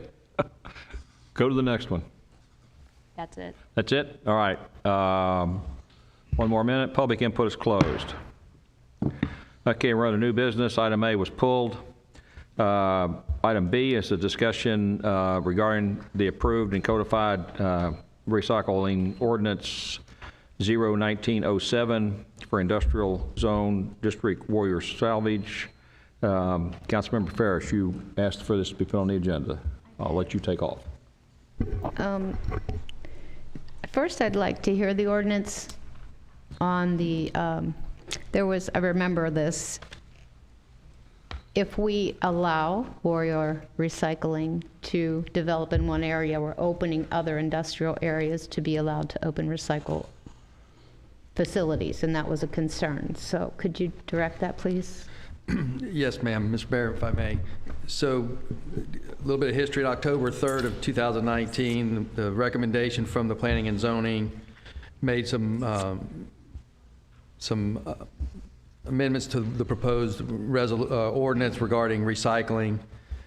The current ordinance, as it was written back then, didn't allow for the item, even a recycling facility. So we revised the ordinance to allow recycling with certain conditions, and those conditions were not to allow junk cars and things of that nature were in there. November 20th, it was brought before City Council. City Council debated it, and they didn't agree with the junk cars. It was brought back on December 11th, and there was a couple modifications, 2 word modifications that the council asked us to bring back and then tabled it. January 8th, it was brought back for a complete debate where it was discussed about junk cars and that. And in that discussion, there's 2 points that need to be made. One is if you change the zoning for one district, it's for all districts, all industrial districts, if you change the conditions. Number 2 is that our ordinance and our comprehensive plan specifically prohibits junk and salvage. And so if there's an idea that the council wants to modify that, as we're doing our comp plan, we could modify the comp plan to allow it, and we could come up with some creative ideas maybe to do special exceptions for it. But the council debated this quite rigorously, and I remember Councilmember Gilliams asking pointed questions of the applicant and their representative about the junk cars, and it did not pass to allow for automobile salvage, and the other items remained the same. And so with that, I mean, we're just looking for what the council wants to direct staff to do. Ms. Frazier's on Zoom if we need to bring her in. Okay, I remember Ms. Frazier, and I remember the meeting clearly, and I think that we are modifying some ordinances, so we may want to look at this again, considering the rise of population we're having in the area. I mean, recycling garbage, 60% of it could be recycled. I mean, more people, more garbage, period. And I think it's kind of unfair for Mr. Cook to have been approved in this back in 2017 and then, you know, go through all the expense and I'd like to hear from him again. If I may, one, he wasn't approved in 2017. He came in and asked a question if green recycling was something the city would be welcome to do, number one. But number two, this isn't about Warrior Salvage. This is about industrial land use. And so when I met with with him in, I'm sorry, I'm in a lot of pain. When I met with him in, I believe it was September of 2019, we had a specific discussion, and I specifically told him, we're not doing a Warrior Salvage ordinance, we're doing a City of Sebastian ordinance for recycling. So what the recycling that you're talking about, the 60% that can be recycled, is in this ordinance now. They can recycle metal, washing machines, refrigerators, cans, bottles. The market for that is kind of down right now in the economy the way it is, but it was specifically not allowing for the automobiles. And that's where the question is does the council want us to look for a creative way to allow automobiles? Because that was something that was Okay, well, again, considering the increase of population and annexation coming up, the comp plan changes, the zoning all changing with increase of populations, I think we should take a serious look at it. And I think Mr. Cook can explain the automobiles in detail to satisfy us, hopefully. I'm sorry you're in pain. That's okay. I'll get to it. Yeah, I actually went back and looked at the minutes of the 3 meetings that we had a conversation on, and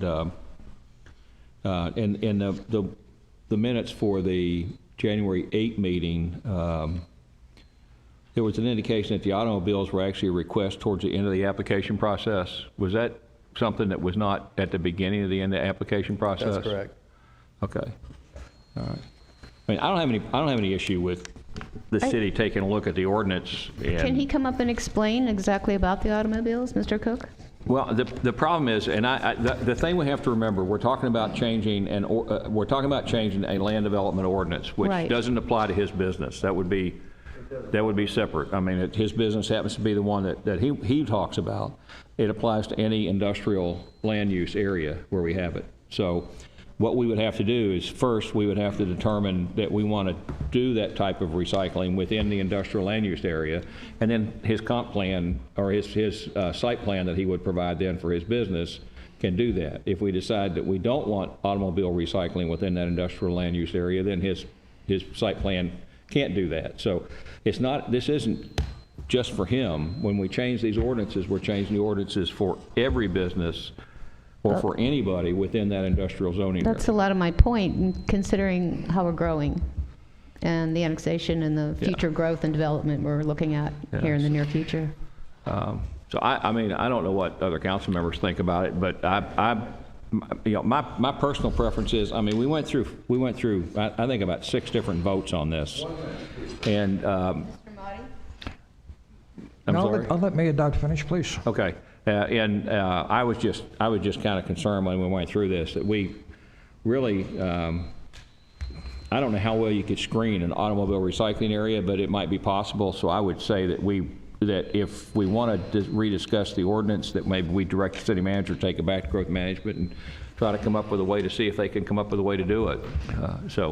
I'm wondering if there would be some possible way for that applicant to go in as a special use in that zone? Once you allocate a special use, that becomes a normal use, basically. You can't, I mean, special uses are very dangerous, especially if they're allocated through a planning and zoning process, and even in a site plan process, you can do an exception in a site plan process.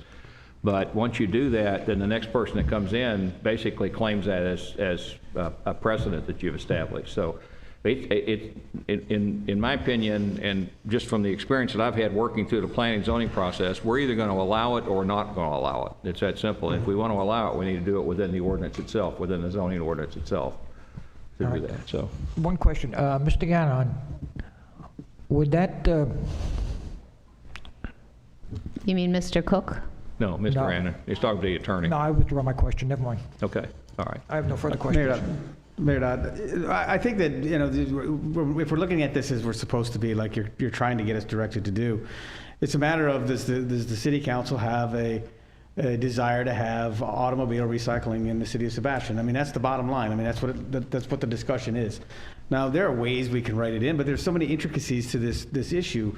Is the property that's being considered by some directly adjacent to one of them, one that already does the recycling? Is it also adjacent to county residential property. So there are so many different intricate questions that we have to ask on each piece of industrial property, which we have to do all the time.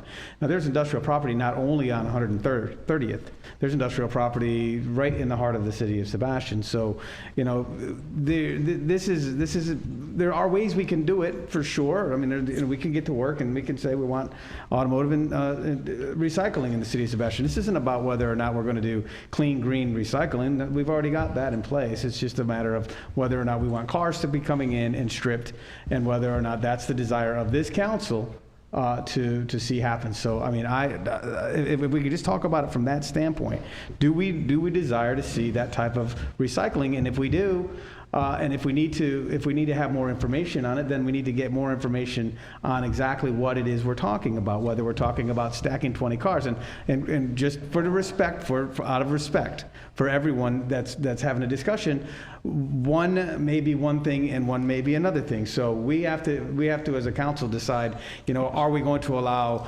minimal recycling where we allow one car on the property, and the property has to be a barrier on it. There's so many different things that need to take place on this, and I think, like you said, our planning department's probably the place to go if it were possible to have, you know, some type of car recycling. Does that include, you know, stacking the cars, or does that include having a car there with people come in and take their own alternator out or strip the tires, or is it where they have a grinding machine where they grind the cars up? There's a whole bunch of different things that are involved. So, I mean, it's not just a simple, you know, this guy's trying to get a business going here in town, so we should make, you know, whatever we can do work for him.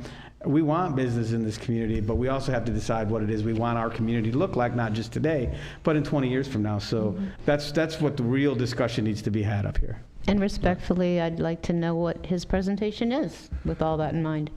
Okay, but how does that, I'm not trying to stifle what you want to say. We heard your presentation, and I understand what you're trying to do. I just don't see how, we have to change this ordinance, and we're not trying to approve his business. Under the ordinance, we're not approving his business. So there's multiple steps here that we have to go through. First, we have to make sure that the ordinance is modified. And if there's a desire on the part of this council to go back to the staff and ask them to revisit the definition of junk in the ordinance, and that's where it resides, and the definition of junk is where the automobiles and so forth is there. So what we would have to do is have them go back and redefine that definition of junk, because it includes things like cars and so forth, and have them come up with parameters under which their new definition of junk can be successfully handled. That's totally separate from his business. Then that gives him the parameter under which he can then say, this is how I have to structure my business, okay? So it's not that, I mean, I had headaches over the last time because I felt so compelled that he was trying to do a good thing. He was trying to get his business rolling, and the code just wasn't allowing it. And so Recycling's a good thing. So I don't want to try to get in the way of that, but it's not part of the discussion we have to have first, and that is the ordinance. So if you would like to direct the city manager to do this, then make a motion and we can make that happen. I'd like a motion to perhaps modify and consider We have to parameters. modify the comp plan first. Yes, we have to do part, yes, I understand. To modify this, we have to modify the comp plan, which we are doing, so it has to all be done at once. Due process, I understand. Yes, okay. So your motion is to? Move forward. Okay. Do you have what you need from a motion? Because I don't know if I don't have a second, but I'll restate her motion. She wants. If I can try to speak, and you can tell me if I get out of step with you, and I'll have to ask Lisa if what we're doing is right. Is we need to look at amending the comp plan to allow for automobile salvage. And that once that's completed, then you would have to do the ordinance after the comp plan has gone through the review process. And again, aren't we amending comp plans anyway with the future development, the annexation, all kinds of things are coming? Well, we're redoing our comp plan in total right now anyway, yeah. And there's a planning and zoning meeting to talk about comp plan on Thursdays. Okay, great. That's my motion. So that's your motion? That's my motion. All right. Does anyone on the council, do I have a second on that motion? Can he speak? I'll second it for discussion. I'll second it for Okay, discussion. you'll second it for discussion. Now we have a motion. It's seconded for discussion. Now you may speak.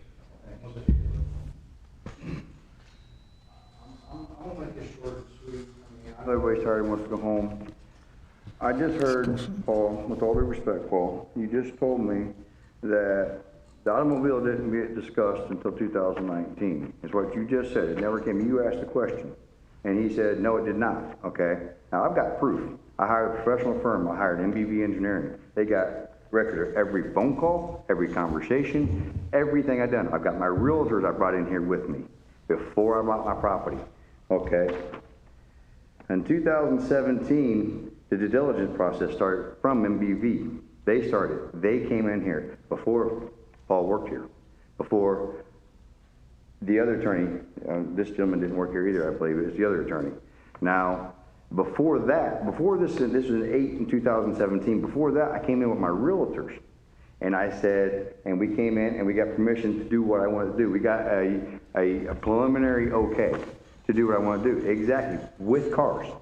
It was exactly with cars. I turned in on 2017, the pre-app, we went to a pre-app meeting in 2017. In the pre-app meeting, cars were discussed. I have proof of it. Okay? Everything from there. Then after that, the site plan submittal was introduced. In 2018, early 2018, the actual submittal of the site plan was done because we were moving forward with the plan now. Now, in 2018, they came back, they gave their comments back to me. Now, on the submittal, on the plans, we had cars. We had a car recycling center. We had a place where we were processing the cars on the site plan, on the submittal. So everything that was just said is totally false. Everything that was just said was totally false. It was on the site plans from day one, 100%, and I have proof of it. Okay, and now 2018, they came back and they gave me, I returned my comments back to answer their questions. Never once did I hear anything about a car yet. Not once did I hear a denial or a problem with the car or anything. Now, when I met Paul here in 2019, this is when the cars became a problem. Never once until then. Now, by meeting him, me, Aaron Bowles, Rebecca, all of us were in his office together. He came in, he put a letter down for me, said, "You're denied." You did say that. That is true. Yes, it is. You sent me a letter first, giving me a denial. That's why we set the meeting up. Okay? Now, this is 2 years difference. The gentleman didn't work here. Didn't have a witness, didn't have a single thing one time. Now, I asked for the permission to do this from day one. I was told to do it. I've spent over $500,000. You're going to ruin my family. The car is essential to this business. It won't work without it. The car is no different than a refrigerator. It's no different than a motorcycle. It's no different than a train. You're telling me you pick one item out of 1 billion items that I can't recycle. I'm not asking for a junkyard, and I made this very specific. Put a statute in there that says I cannot sell anything on site. I can't sell anything. That makes me not be a junkyard. It makes me not be a salvage center. What permitted use on my property is a parking lot, 4 cars without a building. Storage, 4 cars. Any and all automotive services, not limited to any. It says right in the statutes. So I'm allowed to rip 15 cars apart, weld them back together and paint them, but I'm not allowed to take it and put it in a truck and recycle it on my site, on any site in industrial. And another thing is, there's not, I heard earlier mentioned that it goes to all industrial areas. There's only one industrial area in Sebastian. There's not multiple areas in Sebastian. There's one kind of industrial in Sebastian. That's it. There's not more than one. So it affects one industrial site, one industrial zoning. There's not heavy, there's not light. There's one in Sebastian. Now, I've been very patient through this. Unbelievably patient. This is 2017, and like I said, I have a professional firm. I have everything. I have everything on record, every conversation, every phone call, everything here. MBV will back it. All my attorneys will back it. I'm not asking for anything more than what I asked for before I bought the property. All I'm asking for tonight is a reconsideration of a vote. It does not have to be to recommend the statute and everything. It's a reconsideration of a vote that you took on that night. Mr. Hill was absent that night. It's a reconsideration of a vote, and the council members have the right and have the power to do a reconsideration vote. I checked on it. I checked the law. You can ask right now to do a reconsideration vote on next agenda. Give me time to come meet with you guys and show you that one car weighs 4,000 pounds. It takes 2,000 refrigerators to equal that. All I'm asking to do for in an industry, in an industrial zoning that allows you to cut semis in half, allows you to cut cars in half, allows you to weld two together, make anything you want out of it, paint it, destroy it, completely rebuild it, and recycle it one way or another, because it has to leave that site after they do all this to it. Still has to leave that site one way or another. It's going to go in a truck to leave that site after they're done doing their tearing it apart, painting it, and all their parts cars are going to have to leave. I'm asking to just put a car in a truck. That's it. It's weight. And my business is very easy to stop what you guys don't want, which is a junkyard and a salvage yard. It is so easy to stop and still allow me to recycle a car. All you have to do is say, I can't sell something. I'll sign it. Put it in the ordinance. If you want to be a recycling center, you cannot sell parts. You cannot sell anything off of the refrigerators, because think about what you're saying. You've only limited me to cars. You never told me I couldn't sell parts off of refrigerators. You never told me I couldn't sell parts off of motorcycles. You never told me I couldn't do any of that. I'm asking for governing by more law, not less. I'm sitting here saying all we have to do is give me more rules, but give me the one that allows my business to work. I don't want to be a salvage yard, and nobody here in Sebastian wants a salvage yard. But that's not what I'm asking for. And I've heard the word 5 times tonight. Salvage yard, junkyard, I've heard it multiple times. I am a recycling center. There is a huge, huge difference. And the one main thing, if you look it up, the one main thing that makes a difference is a salvage yard, a junkyard cannot exist if they don't sell something. It can't be a salvage yard, it can't be a junkyard. A recycling center can, because all they do is buy. I buy, I put it in a truck, I send it out. That's what my whole entire career is.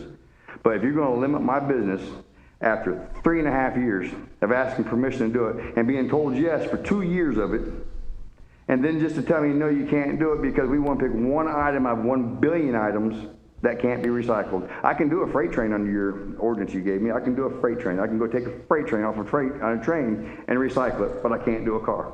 I can do a B-52 bomber. Anything I want. I can do a submarine, but I can't do a car. What kind of sense does that make, guys? The most recyclable item in the world is a car. Precious metals come off of it. Aluminum comes off it. Copper comes off it. All we do is we take the car, we take the fluids out of it. We take a claw, we put it on the wire harness, we pull the wire harness, we put it in a truck. We take the fluids out of it in an approved area that I had on my original plans, and I can prove it. Dory and other people on the return submittal, on their ask, they asked me about the car processing, I'm getting aggravated, I'm sorry. About the car processing center. I was asked about it because of the comments on the car. It was on the original plans. This is something that's so easy to cure, guys. It's so easy. You don't want a junkyard, you don't want a salvage yard, I get it. But give me recycling. You're going to give it to them that you gave it to us. You gave Sebastian Recycling now. But you've tied its hands and you've sunk the business before it starts. And it's not, you can't recycle a car, but you got to remember, just like everybody here tonight said, it's a whole recycling zoning, okay? That don't mean just metals. So when the guy comes in to do plastic, or he comes in to do cardboard or something, you've already approved all this. Now, what are you going to take from him? Why doesn't he not going to now be a salvage yard? Why is he going to be different than me? Why aren't you going to take his best item? Why aren't you going to go say, well, them crates are made out of plastic, you can't recycle those? I mean, I'm just a metal recycler. You approve recycling. Recycling means a whole lot of things. Everything in this building, everything that you touch and move nowadays are recyclable. Please don't limit me to that. And give me tonight, what I'm asking for tonight, all I'm asking for tonight is a reconsideration vote, which is under your power to do. Don't have to amend anything, but to do a reconsideration vote. And that's all you have to do. Give me that tonight. Let me come in front of you. Let me present what I have to say. Maybe talk to each and every one of you. Work with Paul, the city manager, and come together where we can agree on something that works for everybody. And if you're going to approve a recycling zoning that's going to work, let's make it really work. Let's not pick one thing out of a billion and ruin one industry and a family that's good in Sebastian. Thank you, folks. Thank you. Thank you. I don't know whether this is out of context or not. Would it be possible for us to see the documentation you have from the previous administration, sir? We can, I can get you what we had, what Lisa has, and see what she has available. No, I'd like, He is besides directing Lisa, Mr. I don't know Cook. what all that was given to Lisa, but the gentleman is saying he has all the documentation of all his approvals from the past. I'd like to see that documentation. We'll look at So I know what was said in the past, so that we can make an honest decision on where we're going to go with this. Absolutely. All right? How about if we take the approach that we ask the city attorney to put together an investigative document and to do data gathering from the applicant as well as the city and put it all together into a packet for us? I think that would be fine. Okay. Is the applicant agreeable with that? Sorry? Is the applicant agreeable for that? It is, but please, folks, keep in consideration, it's been 3.5 years. Okay. I'm going bankrupt. So why, I mean, I think it would be appropriate to ask, if we're going to do that, to ask the city attorney to put together a packet together from the applicant and from the city, the documents, and to put together a packet on that. That would be the appropriate way to do that. All right, I think. then. Yeah. I'd like to go forth with that then. Okay. You do have a motion on the table, on the floor. Yeah, I know. Yeah. I know you're in pain down there. I'm That's sorry, okay. but. Don't worry about it. Okay. I'm- So, Mr. you want to Mayor- make that as a, no, hold on a second. You're going to say something? Yeah. So it sounds like, Charles, you have an appetite to take another look at this based on what the attorney brings back to us. Yes, I do. Okay. Yeah. And basically, this is not for this gentleman's business. Remember, this is a comp plan amendment and a land development ordinance modification. And we want to make sure that if we do help this gentleman out, that it's done in a way where it suits everybody that wants to be in that business. So I just want to get clarification. So if there's an appetite and there's a consensus up here, I'm open-minded to proceeding with the attorney as well. Okay. I mean, I think the best approach for us to do investigative processing would be to ask the city attorney to do that. And if you'd like to make that as an amendment to the motion, then we can vote on that amendment, and then we can vote on the motion. I will agree with that as an amended motion. Okay. Do I have a second on that amendment? I'll second it. All right. Well, I have to second that. I have to do that. No, his amendment can be seconded by anybody. Okay. You seconded the main motion. Right. So we now have an amendment to that motion that's asking the city attorney. Okay. Did you hear enough to know what you're being asked to do? If you want to clarify it again, what I'm understanding is you want me to get together with the applicant. I'll work with Lisa as well, and to putting together an investigative packet to bring back to the board pertaining to the issue with the resolution, with our ordinance, and with the because I wasn't part of this, but I will look into it. I would get together with the parties and I would put together. When do you want this by? What next time we? I don't, Charles, I mean, do you need this the next meeting, or can we go a meeting beyond that, or what do you think? We're trying to restart the city right now, so I hate to.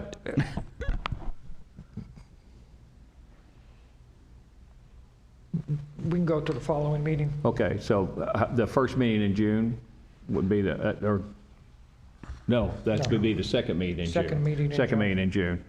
And it's actually that's two separate issues we're dealing with here now. We're dealing with the investigative report that the Vice Mayor's asked for, and then we're dealing with having the staff look at the ordinance and the comp plan for adding, for modifying the definition of junk so it can include automobiles. That's a separate issue.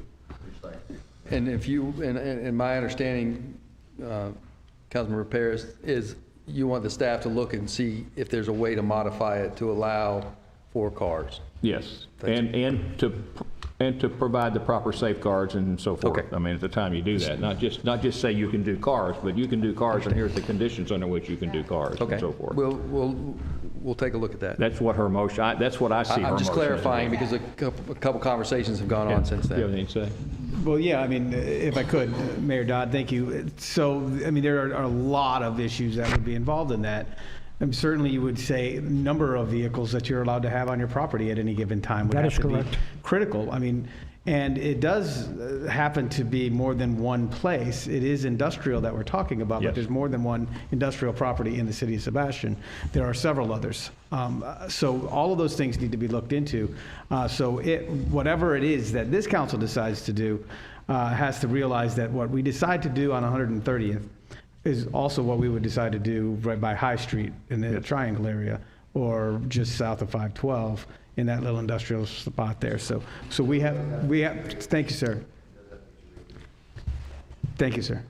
All right, so we have to look at all of those issues, and I know that staff will certainly do a good job in that. But that is certainly something that can't be brought back to us in the next 2 meetings. No, that can't, I That's don't gonna believe, take because they have to considerably redo more the time. comp plan. Right. Yeah, I mean, the city attorney has already told us on January the 8th that we cannot just change this to include automobiles because the comp plan has to be modified, and we don't Right. have the authority without changing the comp plan to just make that change. Right. So that has to be involved in that. So, any other comments? All right, we have an amendment which was made by Vice Mayor Malte, that we asked the city attorney to do an investigation on the particulars for the Warrior salvage application process. It was seconded by Councilmember Ferris. Can we have a roll call on that, please? Councilmember Paris? Yes. Mayor Dodd? Yes. Vice Mayor Motti? Yes.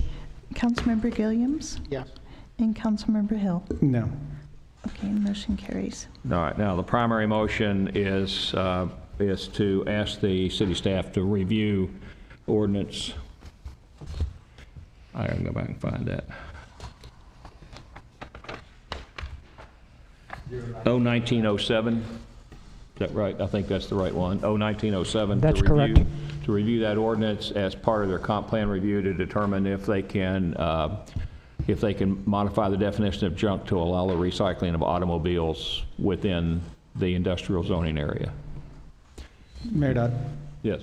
I understand that. Would we need to get some public input on this? Yes, and there's public input on that? Seeing none. Okay. That motion was made by Councilwoman Ferris, seconded by Councilmember Williams. Mr. Mayor, just, city attorney, just Yes. make sure Zoom, no one has any comments. Oh, I'm sorry. Is there anyone on Zoom with their hands up? Okay, No, there thank is you. not. I keep forgetting about that. Thanks. Okay, anyone else have any comments? No, sir. Let's take a roll call vote on that. Councilmember Hill? Yes. Councilmember Paris? Here, yes. Mayor Dodd? Yes. Vice Mayor Motti? Yes. And Councilmember Gilliams? Motion carries. Okay, we're on to item C, which is the first quarter financial report. Any comments on the first quarter financial report?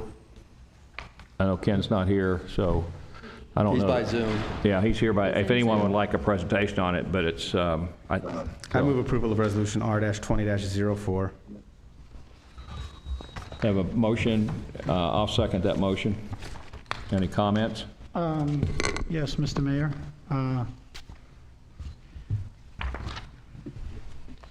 I was looking at the previous year versus this year, comparing the general fund revenue, and I see that there's a difference there of X amount of dollars. I wanted to talk to the finance guy, but obviously he's not here. He's on Zoom. He's here. Oh, he is? Oh, there he goes. Oh. Ken, would you elaborate on that, the previous year budget 18-19 versus 19-20? 19 and 2020, and look at the general fund review, and just elaborate a little on that. I'm on page 69, I think that is, or 68? Yeah, 69, on the top there. Okay. We can't hear you. Balance forecast. Okay. Ken, your mic is kind of, is it? No. No, but Barbara's on her way to help.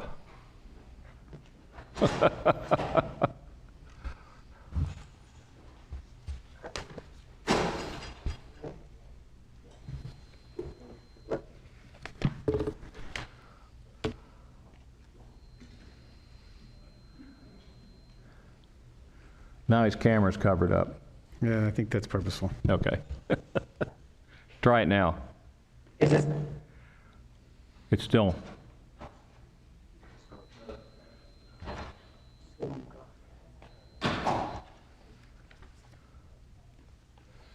It's still garbled. Try speaking something if you would, please. Okay, it's Cindy.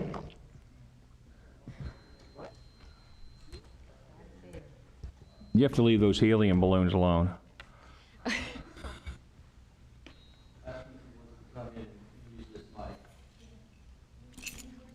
Ken, do you want to come in and use the mic here? We're having audio difficulties with you.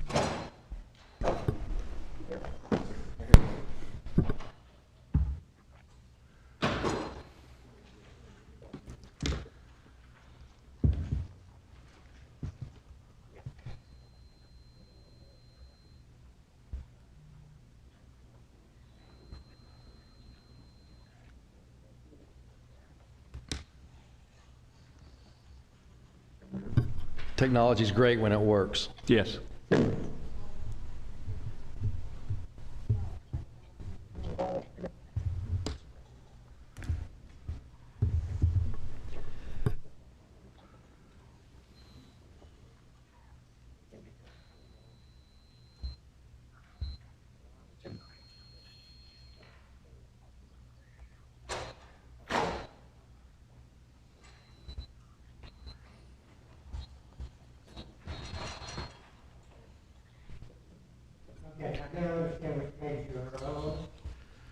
Okay. Right. I'm looking at the previous year budget of 2018, 2019 versus 2019, 2020, and the difference there and the general fund revenue. Can you just elaborate a little on that? Yes, what we're looking at there is the amount collected for the first quarter of both years. Mhm. In terms of taxes, we did have, So how much are we? we had a higher millage rate Right. because we lowered the rate this last year to the 3.1514 Mhm. from the 3.4. Okay, but it's less money that came in from the previous budget? Yes, at That's that a- time of the year. This would be through December. Right. Mhm. And The tax first quarter. collections can vary. You know, we usually get the bulk of the money by December. Mhm. So right now, we're on track for this budget year, 19/20, to bring in less revenue, correct? Yes, I can Is tell that- you because I've got that's a fair up-to-date statement? information that, yes, Okay. we'll meet that budgeted amount of taxes. Okay. Let me ask you something. When you go through the other quarters, would that change substantially to make up that loss? Because I see the first, you might not collect as much in the first quarter, but you may make it up in the second, third, or fourth quarter. Is that a Yes, fair assessment? I'm confident we will equal the budget amount before, Mhm. I mean, we base the tax roll on collecting 96%. Okay. So we seldom, if ever, get less than probably 97%. If you go down to the general fund expenditures, and again, same thing, if you look at those two columns, are your expenditures going up between those two numbers? There's a variety of things that could happen. Would it be fair to say that this is not a true accurate assessment, basically, because until, this is only the first quarter? I was going to make that comment if I was asked to speak about it. It is so early, and, I mean, you're talking about the first 3 months, and Okay. All right. particularly if there's capital items involved, or employee vacancies. There's a lot of things that can go on. I figured that much. Let me go on to the page, the next page, page 71, the golf course fund. And I'm trying to get an idea on cash flow and revenue coming into the city at the golf course. it shows that those numbers are way down too in the first quarter, correct? Between 2018, 2019 / 2019, 2020? Yes, and I'm thinking it was something that happened in 2019, that we probably had some unusually large revenues. It could be the pro shop sales.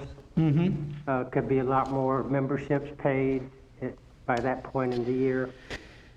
Okay, and then real quick, if you could go to page 75 of 124, the quarterly investment report for for ended December 31st, the first quarter. And would you just go over those numbers for the public so that the people at home can understand the cash balance allocations, where those funds are? Yes, I could. Now, I see you got two sections. You got Seacoast National Bank. You also got the State Board, which is SBA, State Board Administration. And I understand this is where you park your funds, correct? Well, several years ago, we had the bulk of our money all at Seacoast. Okay. Which was competitively decided, that they would be our depository bank. We've always had about a $3 million of, well, at this point in time, about $17 million. $3 million of that has always been at the State Board of Administration. And the reason we do that is diversify the money. About 3 years ago, we did carve off a $500,000 increment and put it with an outfit by the name of Florida Trust. It is also like a state-approved depository of city funds, and they are allowed to invest no more than an average of a 2-year time frame. But because they can go a little bit longer, they get a higher return. For the third quarter, for the 3 months of this quarter, they had earned a return of 1.91. Our monies with the Seacoast National Bank had come close to that at 1.85. The key to the State Board of Administration money is they get also into commercial paper. They got funds from different agencies of the state, and they've got a lot bigger pot that they can divide up and cover their risk, to some extent by going into some less secure instruments. So after the first quarter, the Seacoast National Bank is reflecting discretionary sales tax fund of over $4 million, $4.4 million. Is that correct? Yes. Okay. And if you go down a little further, the stormwater utility fund, that's reflecting $1.6 million, correct? That's as of the 31st, after the first quarter. At that point in time. We'll get to the next quarter, because I see that's in your packet next to it, and then I can go ahead and... Mayor Dodd, if you could just if Mr. Gilliams is going to ask this amazing staff member questions and badger him, if he would at least let him answer the question before he interrupts him. I just want to get clarification that we're both on it. If you ask a question, you let someone answer it, and then if you have more clarification, you ask a question again. That's just called being normal. All right. Were you asking if you could talk about the second quarter? I wanted to get to the second quarter, but I wanted to highlight the things in the first quarter. And there were certain things that I wanted to highlight, and that was it. I was going to be done with most of my questioning. Okay. Thank you for the interruptions, Councilman Hill. Can we approve the first quarter before? Yes. All right. Yeah. Will you make a motion? I'm pretty much done. Will you make a motion to do that? Or no, it was already a motion. It's already on the table. Moved. It's already moved. So we have a motion on the floor. Let's have a roll call on that, please. Mayor Dodd? Yes. Vice Mayor Motti? Yes. Councilmember Gilliams? Yes. Councilmember Hill? Yes. And Councilmember Paris? Yes. Okay, now we're into the second quarter, which is January, February, and March. And now, if there's any council members that have, I'll make a motion that we approve R-20-07. Second. Now we have a motion on the floor in a second. Now we can discuss. Any council members have discussion they'd like to have? Well, if Ken can go ahead and do a presentation. It's not just for us here on the dais, it's for the people at home as well. So if you can make a presentation, I would appreciate it. Okay. Thank you. Resolution R-20-07 is something we do every quarter. we amend or recognize amendments that have been made to the budget during that quarter. At the end of March, we did have some adjustments during that quarter that some were approved by the city council as the particular item was approved to be purchased. There were some that we took, there were several out of the R&R fund account that we keep with the general fund reserves. We carve out a piece that we can react quickly to any repairs or replacements that, you know, would stop business or be the smart thing to do in terms of replacing equipment before it became a higher maintenance expense. So we are asking for the city council retroactive, basically, approval of those actions. We do give summaries of the major funds, the general fund, the stormwater fund, the golf fund, airport, and building fund. Once again, I mean, after the first, this will be 6 months into the year. Lots happened since the end of March that would cause us to maybe change the projections that I made here about what the ending balances this year would be. Pretty much based on the budget. If they continue to follow the budget, I don't see any particular problem areas for these major funds. Good news is that the hurricane reimbursement, we have collected everything but $143,000 that was submitted to be additional amounts to be reimbursed from Hurricane Matthew.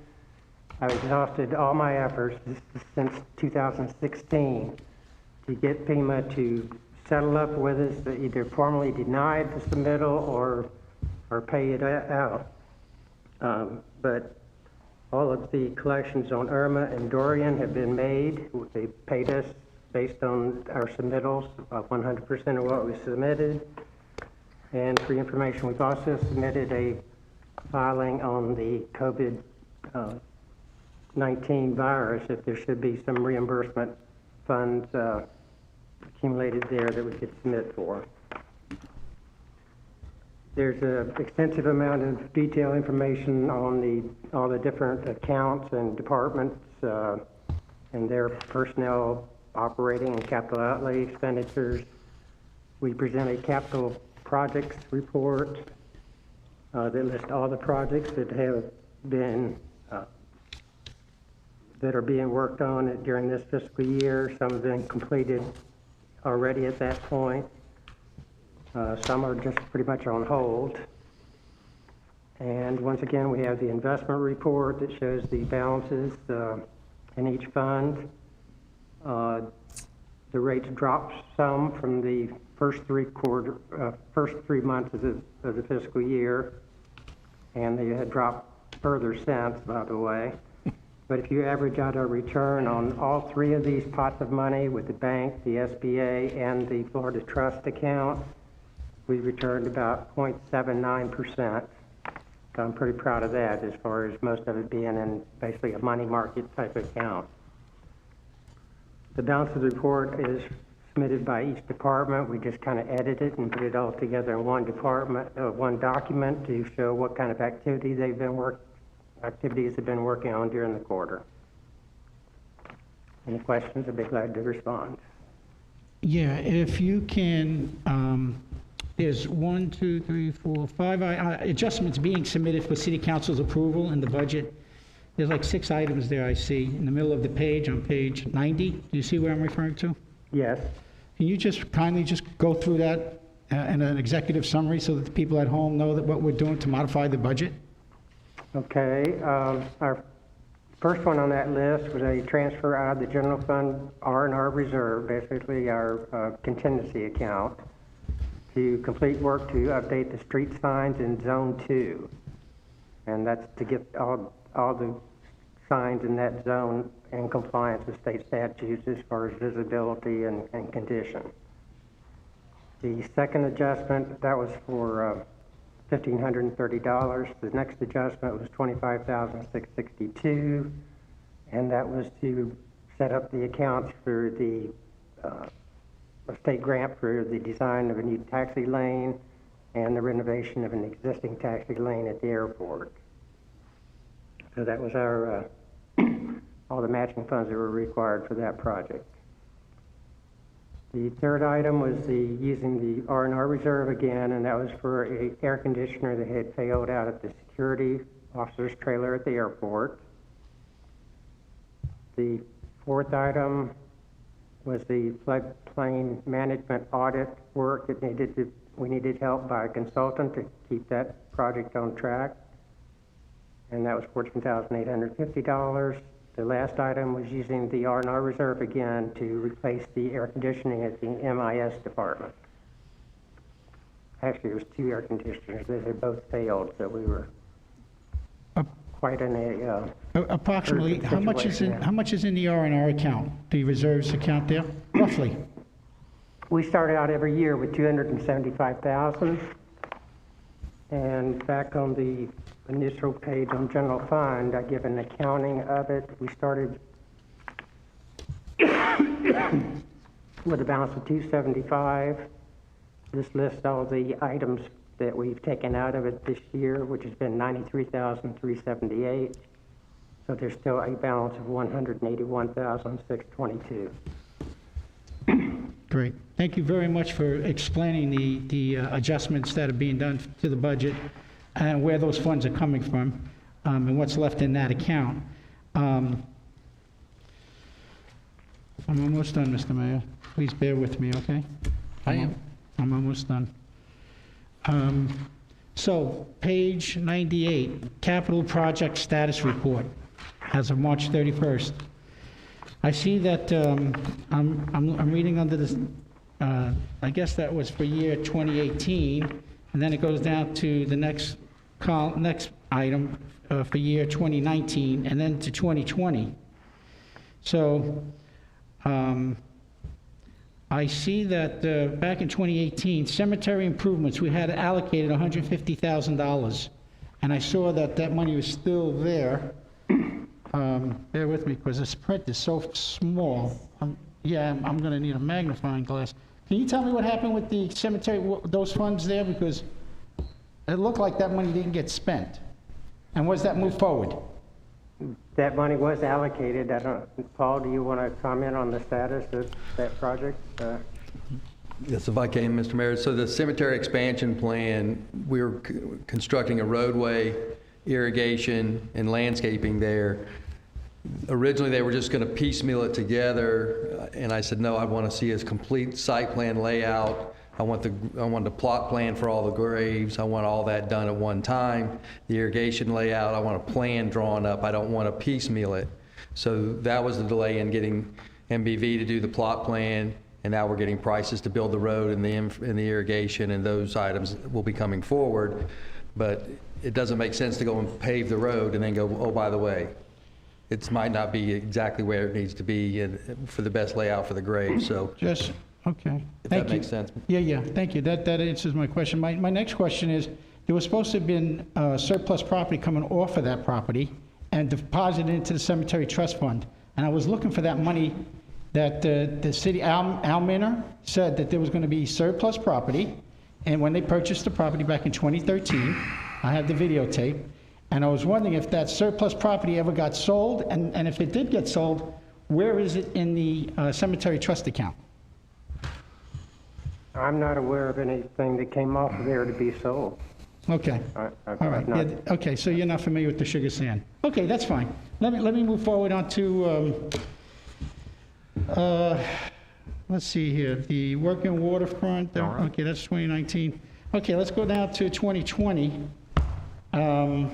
The compound, all the way on the bottom there, public facility compound, $5 million.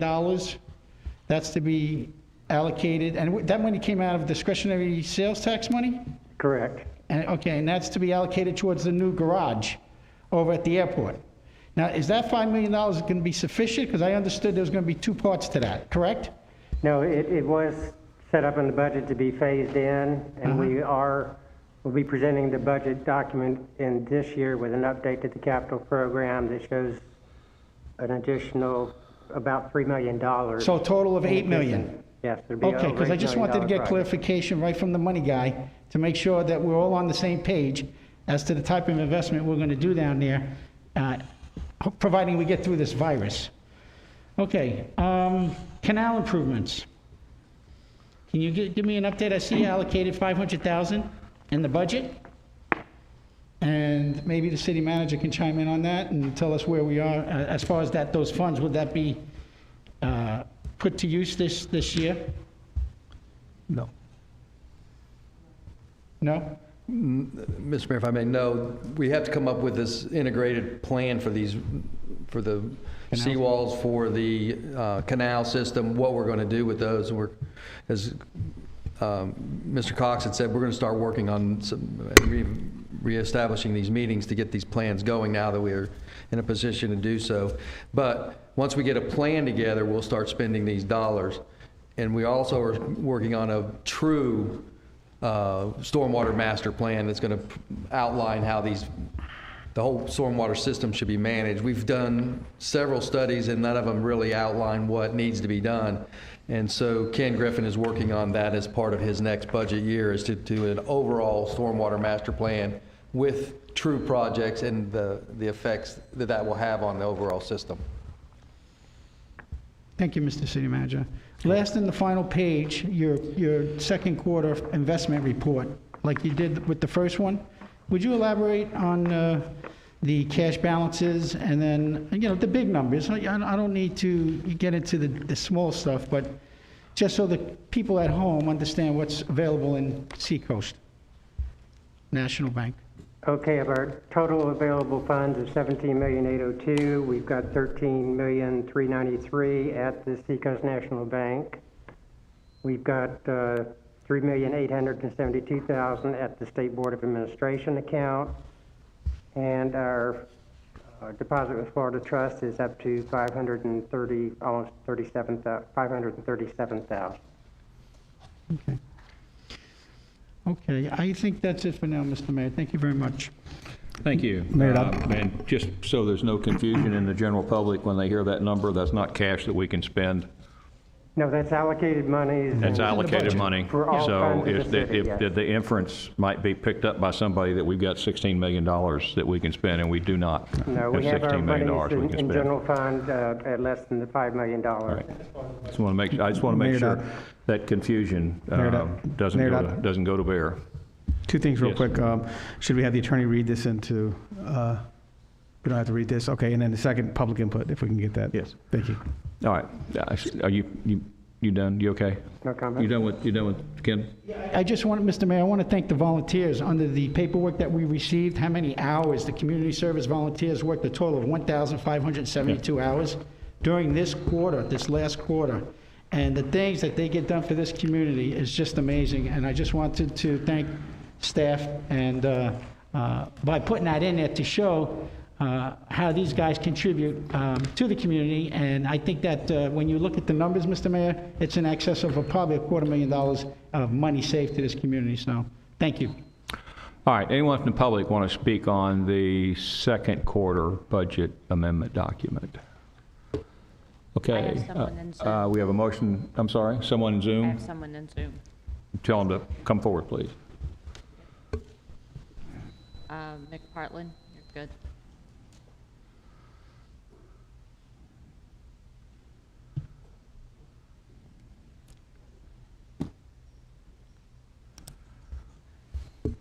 Are you there?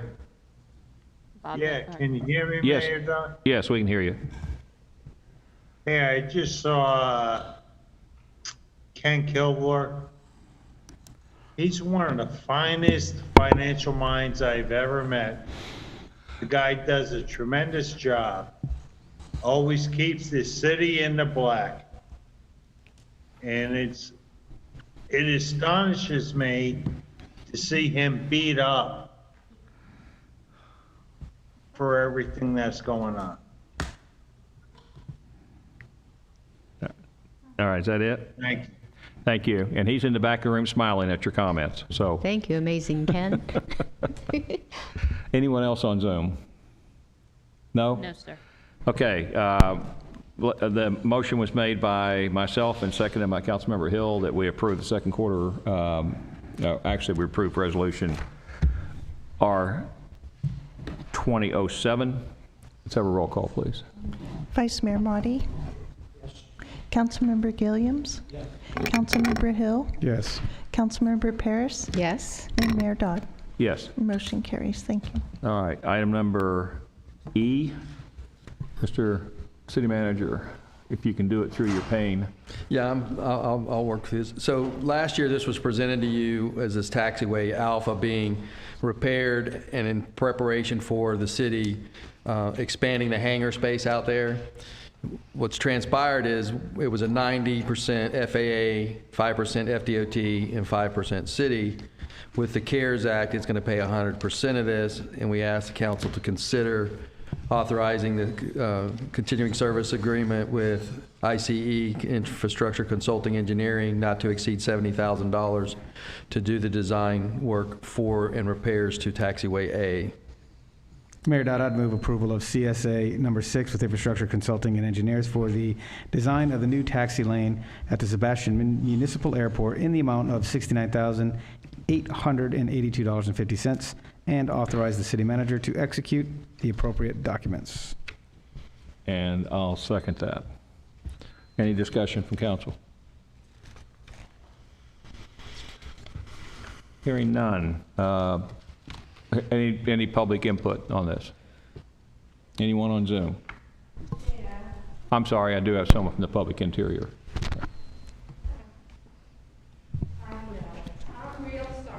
I live on a bad street, and I want to know how come we can spend money for a taxiway when I have a bad street. My street is, when is my money gonna come back and fix my street? Well, the only problem with the AFAA paying for that street is they got to land an airplane on it. Yeah, this is actually, I mean, I understand the quandrum you're under, but this is actually money being paid by the Federal Aviation Administration. But the $69,000 is our city money, is it not? No, Tax we're money? receiving a grant under the CARES Act to pay for the rest of it. So it's not going to cost us anything There's for no this. cost to the city in this project. I'm sorry? Mr. Mayor, if I may, there's Yes. no cost to the city on this project. Yeah, there's no cost to the city on this project. Oh, thank you. Yeah, so. Okay. Thank Mr. Baker.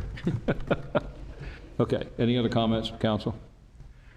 Just real quick for notification, under the contract, the construction plan specifications and bidding documents, $69,800 and change. I just thought I'd make a note of that. Thank you, Mr. Mayor. Yeah, 69,882.50. Correct. That's what's on the front page. Yes. No, I mean, page 113 and 124 says that. Correct. Okay. All in favor? Oh, excuse me, it's a dollar amount, so let's do a roll call, please. Councilmember Gilliams? Yes. Councilmember Hill? Yes. Councilmember Paris? Yes. Mayor Dodd? Yes. And Vice Mayor Motti? Yes. Motion carries. Thank you. Okay, we're to item F, under new business, discussion, Councilmember Ferris, about council workshops. Yes, and I understand that Mr. Hill isn't interested in what I'm suggesting here, but I've gotten really good response from everyone else. And again, I think it's an answer to chaos here, as Pastor Newhart so eloquently put it. Why don't we talk with our constituents and come to solutions? Well, there's a law that prohibits us to speak otherwise than on this dais. So, and I do understand that we'd have to choose some issues. I recommend that the citizens can email prior to each council workshop and suggest, and we could choose 3. I think Mayor Dodd, you will agree that the pest management workshop went incredibly well. So I'm a big advocate of these workshops, and I think that even the recall people could come and speak and talk, and big roundtable, open-minded. Okay, anybody else? All right, I have to get a clarification on what you're asking for, I guess, because I heard you say, well, I heard you say the last meeting when you asked to have this put on the agenda that you wanted a workshop before every council meeting. Oh, I didn't say that. I said between meetings. Did I hear it wrong? Right, so every Between- opposite Wednesday. So we're going to have a council meeting, and then every Wednesday that we don't have a council meeting, we'll have a workshop. That's what I'm, yeah, That's and what you you're don't, asking for. I don't think it's mandatory that any council member should come, Mr. Hill, if it's inconvenient for you. That's But good. yeah, I'd love to That's do good, that. thank you. Okay, and the topics that you want to discuss at that workshop are topics from the agenda for the council meeting? Not necessarily. Is that a rule that I'm not aware of? No, I'm trying to understand what you're asking for. I know that citizens email me all day long and call me all day long on issues whether on the agenda or issues considered to be on the agenda or just issues on their mind, and I think it wouldn't be a problem. When you said a minute ago that you got positive feedback from other people, who were you talking about when you said that?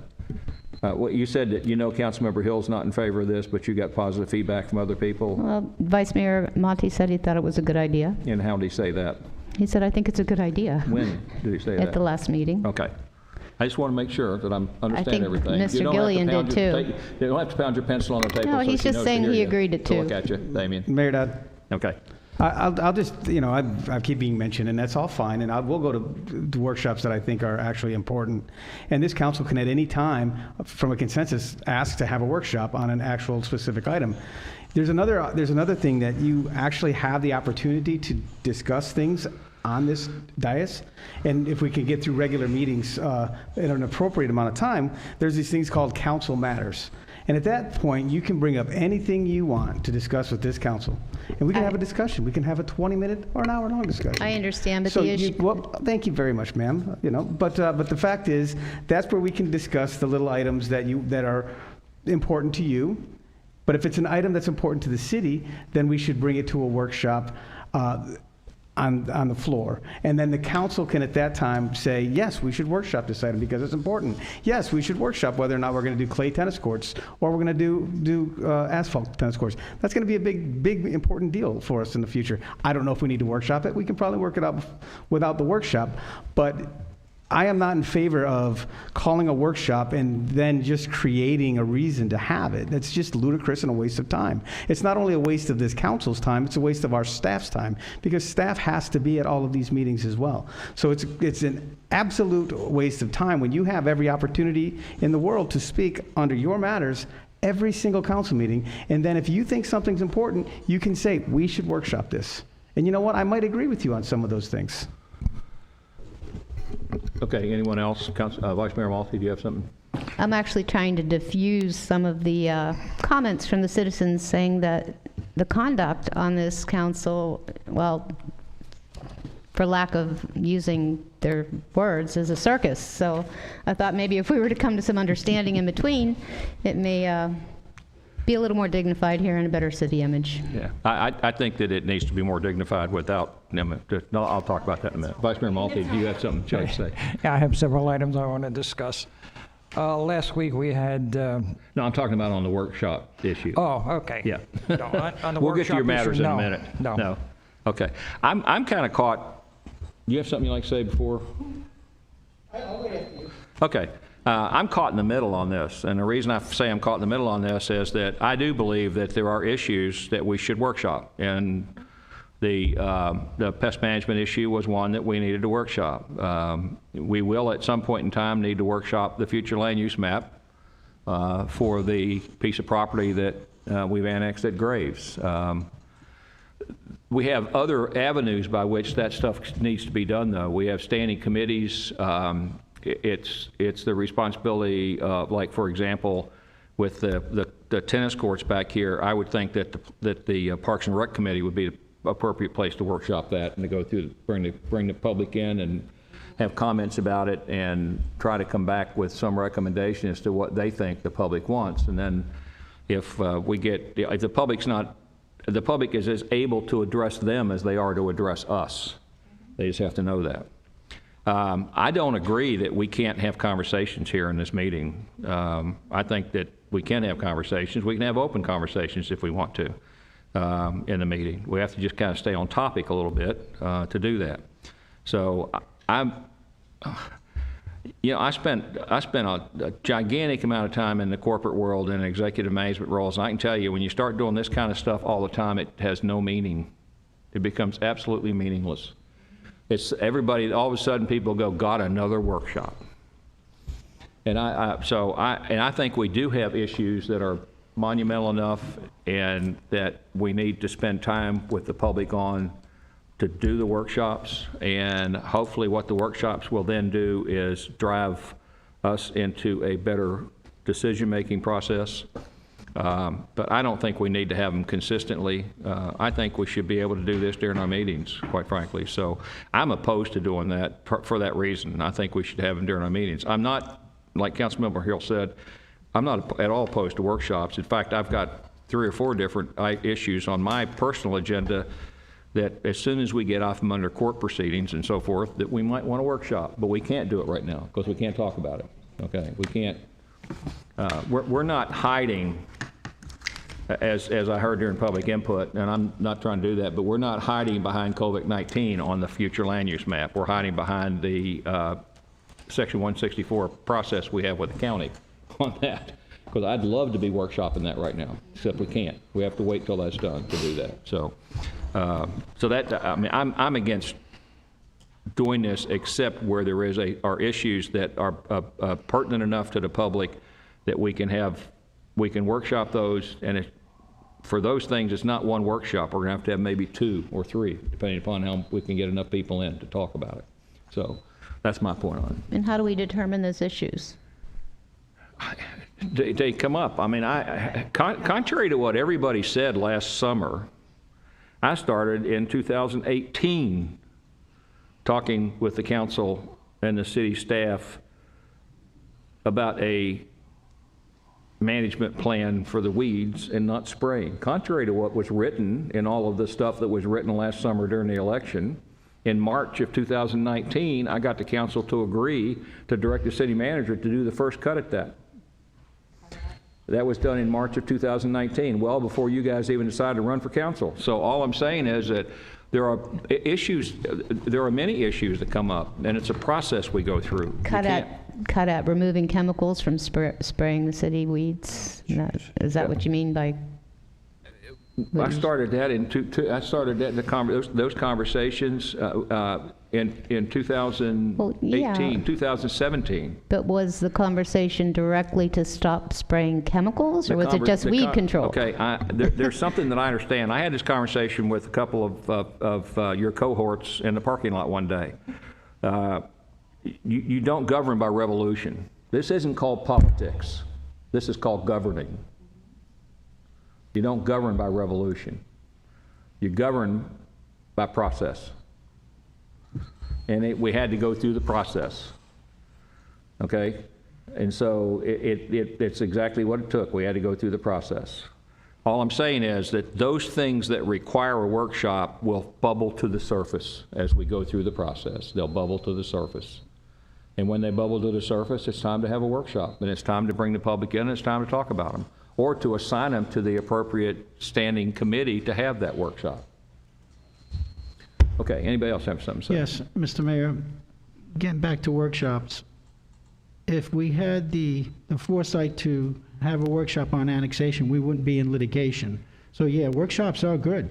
It diffuses issues before they become problems. The $5 to $8 million project at the airport, I want to workshop that. I don't want to wait for the last minute because I see issues on that, and I think that should be workshopped as to, there's 3 new council people up here. It's a lot of money during a year where revenue is going to be down based on the virus and based on the sales tax and fuel tax. And the fact that I looked at that videotape, I found issues with the way the bidding was done. So, and I don't want to wait for the last minute, and they're going to say, well, why didn't you talk about this in the beginning?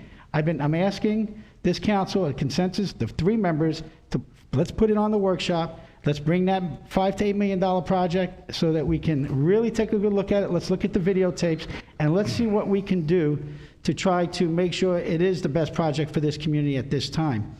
Same with the integrated pest management. I don't want to procrastinate on these things. It's important to a lot of people in this community that we not only cut back on just the city government spraying, but the people that are doing their yards and fertilizing and fungicizing and everything else, because that's running off into our rivers as well. I'd like to be the city of not the 6 Grouches, but the city of the best environmentalist on the Treasure Coast.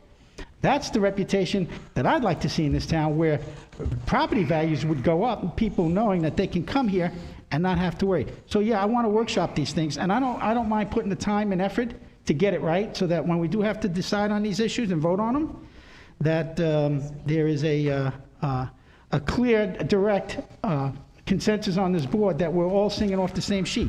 You know, here's the other thing. We've got future subdivisions coming in, like the Spirit of Sebastian. They're going to be coming in here with their planned unit development plans. And I'm hearing rumors about 60-foot lots. That's not going to be acceptable when we got our whole community's quarter-acre lots, 80 by 125. Why are we, you know, this is what we need to do. Well, if we workshop these things, we don't have to worry about dealing with them at a later time where it's going to cost the developer a lot more money to redo his engineering plans. Councilmember Gilliams, you don't govern by rumor. Okay, has the Planning and Zoning Commission seen the PUD plan for that? Has there been anything submitted on that piece of property? There's preliminary plans floating around, from what I understand. Well, the problem is, you know, where's it floating? It's kind of like what you said about the annexation. There were 3 Planning and Zoning Commission meetings talked about that, 5 Planning and Zoning Commission meetings talked about that annexation. There were 2 readings inside in the City Council. There were detailed presentations made by our city staff. We did everything that was needed to be done on that annexation. I'm not going to argue with you about it. I'm just telling you that you're trying to strict government around the process that you're not happy with. What I'm talking about. Let's get down under your matters. If you want to talk about this other stuff, you can. No, I'm talking about workshops. That's what I want to do. Here's the final thing on that, Mr. Mayor. Here's the final thing, okay?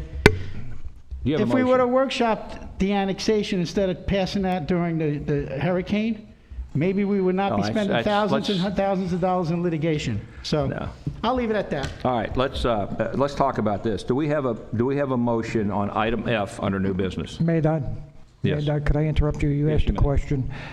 I was given a preliminary plan on that Spirit of Sebastian by Buzz Herman.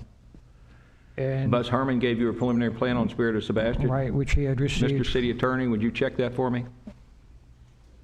So you're giving direction to the city attorney, or is that a consensus? I'm asking him to check something out for me. Is that a consensus from the council, or are you doing it? I'm asking him to check something out for me. Well, I think that there should be a consensus, don't you think? I'll just direct my own attorney to do that if you'd like me to. Yeah, why don't you do that? Okay. May I finish? Yes, you may. I was asked to review it, and there are 65 and 70-foot lots. It's preliminary. It hasn't been presented yet. But that plan is floating around. I did see it. And if you'd like, I can bring a copy of it into you. I'd like for you to take a copy of it to the city attorney. I certainly will, sir. Thank you. You're welcome. Thank you. We need to begin to govern this place instead of govern it by the grouches. Okay. Do we have a motion on item F under new business? My motion is to compromise and agree that the workshops are beneficiary and to have them on demand, if you will, starting with the garage project, since it's already a process. So your motion is to have a workshop on the city garage process? Right now, yes. Okay. Is there a second? Yeah, I'll second that for discussion. Okay. How much time do you need to prepare for that? Let me get with the builder and see what he needs to get together, and I can get back with you. We can schedule that depending on how the vote goes. Okay. Now, I'd like to get just a little bit of a definition of when you say a workshop. Are you talking about a workshop on the entire bid process, or just on the moving forward on the awarded bid? Most likely the entire bid process, but we could do another workshop if it's necessary. Now, how much time do you need to prepare for that? 2 workshops are fine. Mayor Dodd, if I could ask a question, while he tabulates in his head how long it's going to take him to come up with this, the entire bid process, are we going to now litigate whether or not the bid process was done properly? Is that what you're asking? Or That's what I heard Councilmember Gilliam say. That's what it sounds like. So you want to have a workshop to litigate whether or not the bid process that was done was actually done legally or No, proper? a general workshop, so the public can ask their questions as well. So the project, or, I mean, I'm just trying, Because the project has been awarded, so if we're talking about a workshop to Right. discuss the awarded project, then that's one thing. If we're talking about a workshop to talk about the bid process, that's really not a workshopable item. That's an issue for the council. It's been awarded, but the funding has not been put in place yet. There's time to stop that, take a look at the bid process. It's not been approved. The funding has not been approved. Yeah, it has. It's been a- $500,000 was approved. No, it has not. It's in the budget, is it not? It's not been approved. $5 million is in the We budget. haven't approved No. the agreement, but Oh. the $5 million is in the budget. Yeah. We haven't Yeah. approved the agreement Yeah. with. But the agreement's not approved, and I'd Yeah. like to take a look at the bidding process as well to see how that transpired. I looked at it, I saw a lot of issues with it, and I think we should take a good look at it. As well as maybe take a look at why we're doing it at the airport. Maybe that, I don't know how they came about with putting it there, but maybe it is a great place. I know a great But you got address. 3 new people here. I know a great address on US 1 where we could put that. Except it belongs to the county. See how these workshops can shorten our meetings? Yeah. Yeah, it belongs to the county. Too bad we can't get it. So I have a question for the attorney, if I can. I don't want to put you in the middle, sir. But if we're talking about reviewing an already done bidding process for its legality, how does that have to be approached?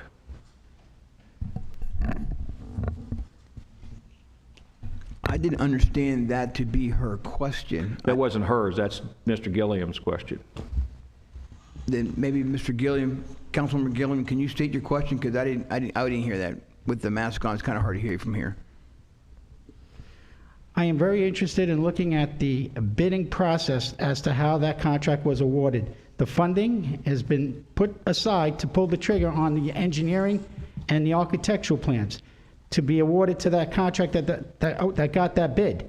That contract is from out of town, from the West Coast, and I want to, because when I looked at the tape, Mr. Attorney, there was 2 different buildings, and it was very confusing. And I just want to make sure that the other contractors that did bid on it understood exactly what transpired there. That's all.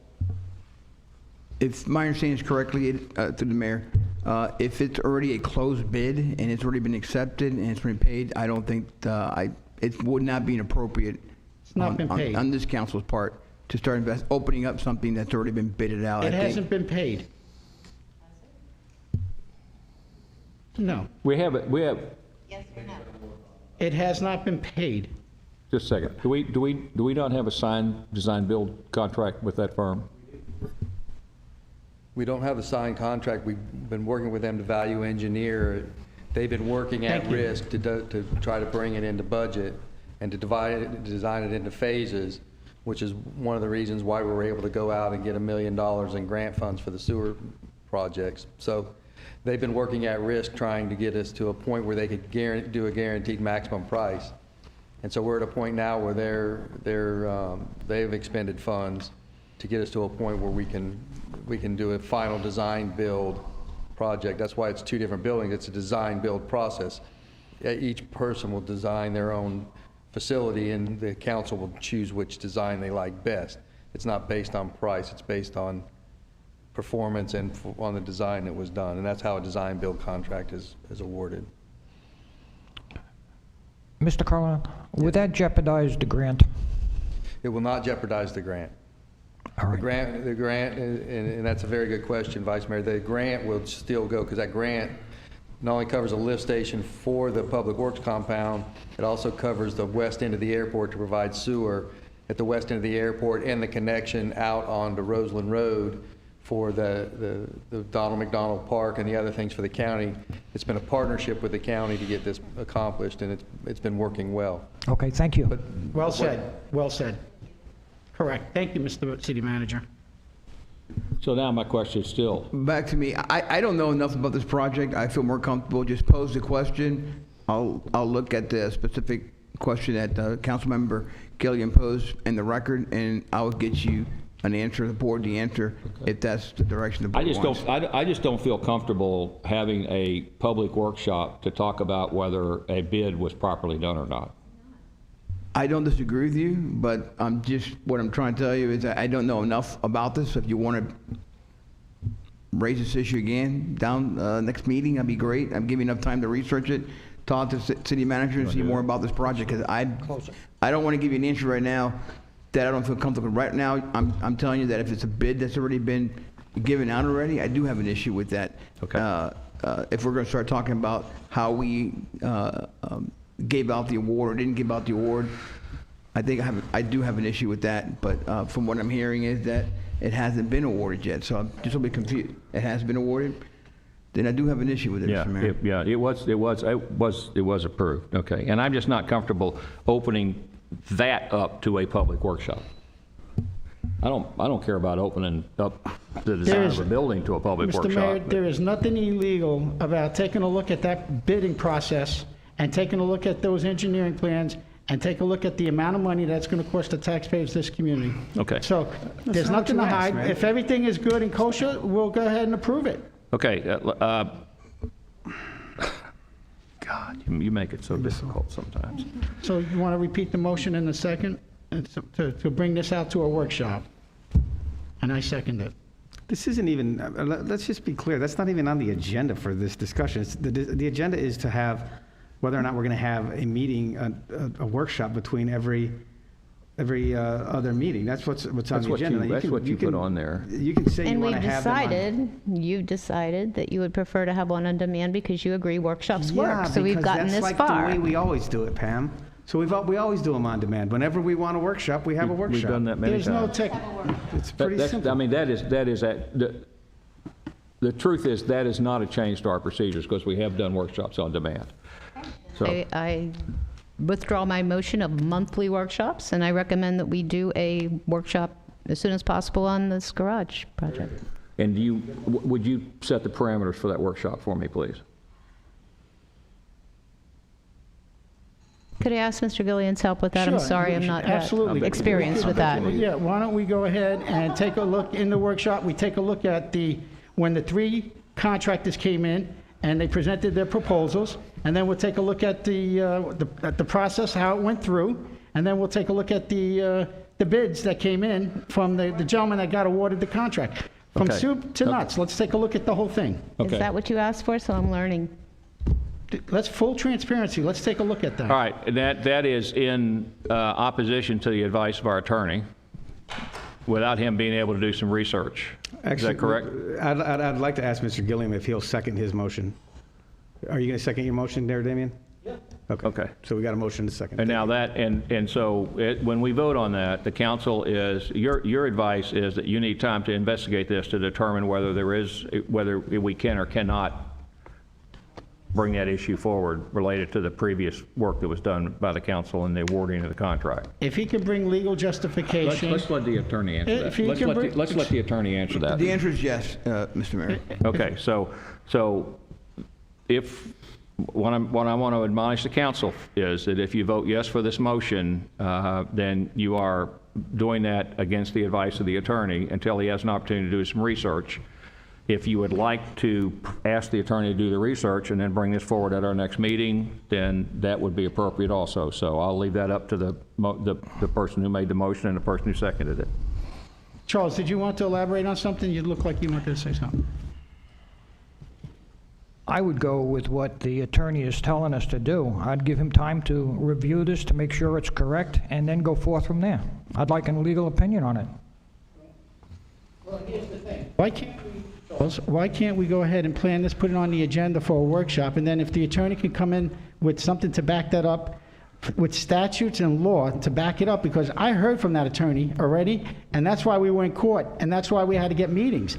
I'm not interested in hearing from the attorney on this issue unless he can prove that we're doing something illegally wrong in writing with statutes and an ordinance that we're violating a resolution Okay, of Councilmember Gilliam, purchasing. thank you. We have a motion on the floor. If you vote yes on this motion, you're voting against the advice of the attorney, that he have an opportunity to review this. If you vote no on this motion, then if you vote yes, if you vote no on this motion, you're voting with the advice of the attorney that he have an opportunity to review this. Can I ask a Would you call a question? roll call, please?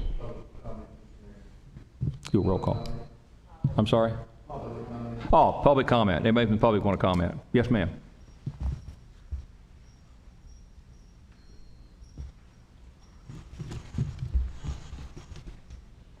Sharon Herman, Sebastian.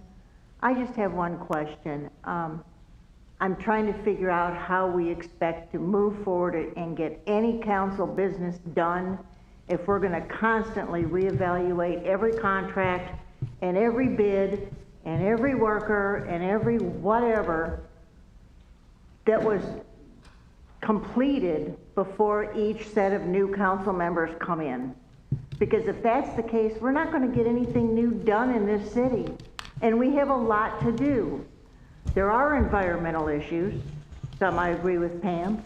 There's a lot of things we have to deal with adjusting to this COVID thing. We've got all these people out of work, and we want to go back and rehash something that obviously has a lot of legal ramifications that can turn around, cost us more money, cost the city more money, and we're still not getting anything accomplished. It's 9 o'clock and it's still the same rhetoric.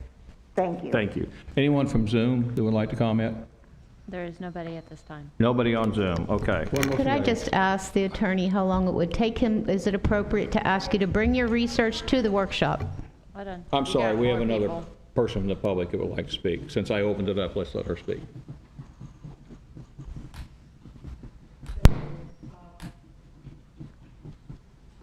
You know, we have an agenda here. Could you state your name, please? Louise Cottenberg, and I live in Sebastian. We have an agenda here with specific items on it, which the public has the right to expect will be covered at a meeting. Same thing happens with a workshop, specific items that will be covered at a workshop. This agenda says there is a discussion about council workshops, which has morphed into discussion of a specific workshop, which now we're acting on something that is not on the agenda. And I would like to suggest that if you truly want to have a better communication and create a more peaceful governance, that maybe when one person makes a motion, the entire motion comes out of that person's mouth, instead of saying, I want to make a motion and he'll do it for me. That is it's obvious to me as the public that there is collusion. Oh, I love that word, collusion. There is collusion going on. Workshops are great. We've had workshops forever in this city. A workshop gets advertised, the city staff is here, there's a specific agenda for it. The public practically never comes. I've been on planning and zoning for 12 years. I think we had in 12 years' time, less than 5 meetings that anybody from the public attended. So, go for it, grandstand. Anyone else in public? Yes, sir.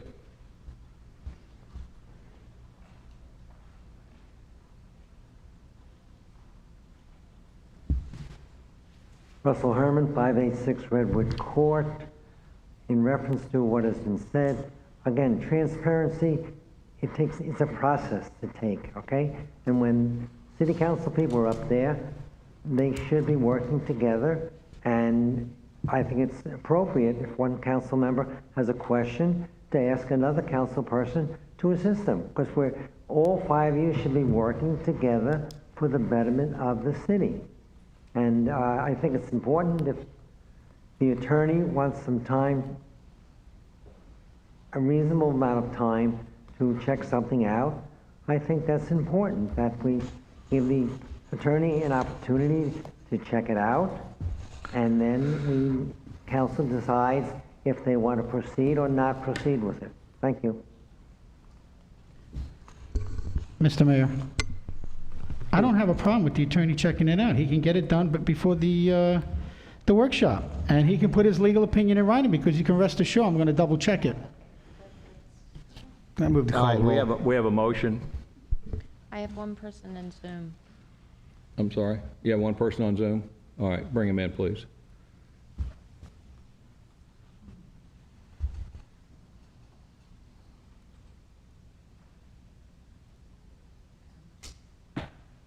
Mr. Usher, you're clear to speak.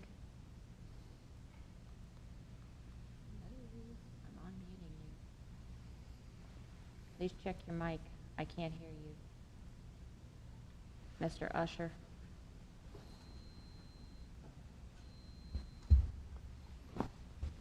I can't hear you. Hello? Are you there?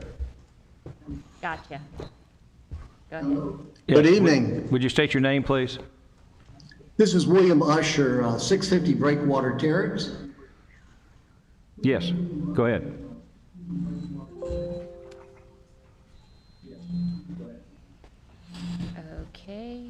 Okay. My question is simple. Would an internal audit or an external audit of this process be helpful? Thank you. Thank you for your comments. Okay. Anything else from council?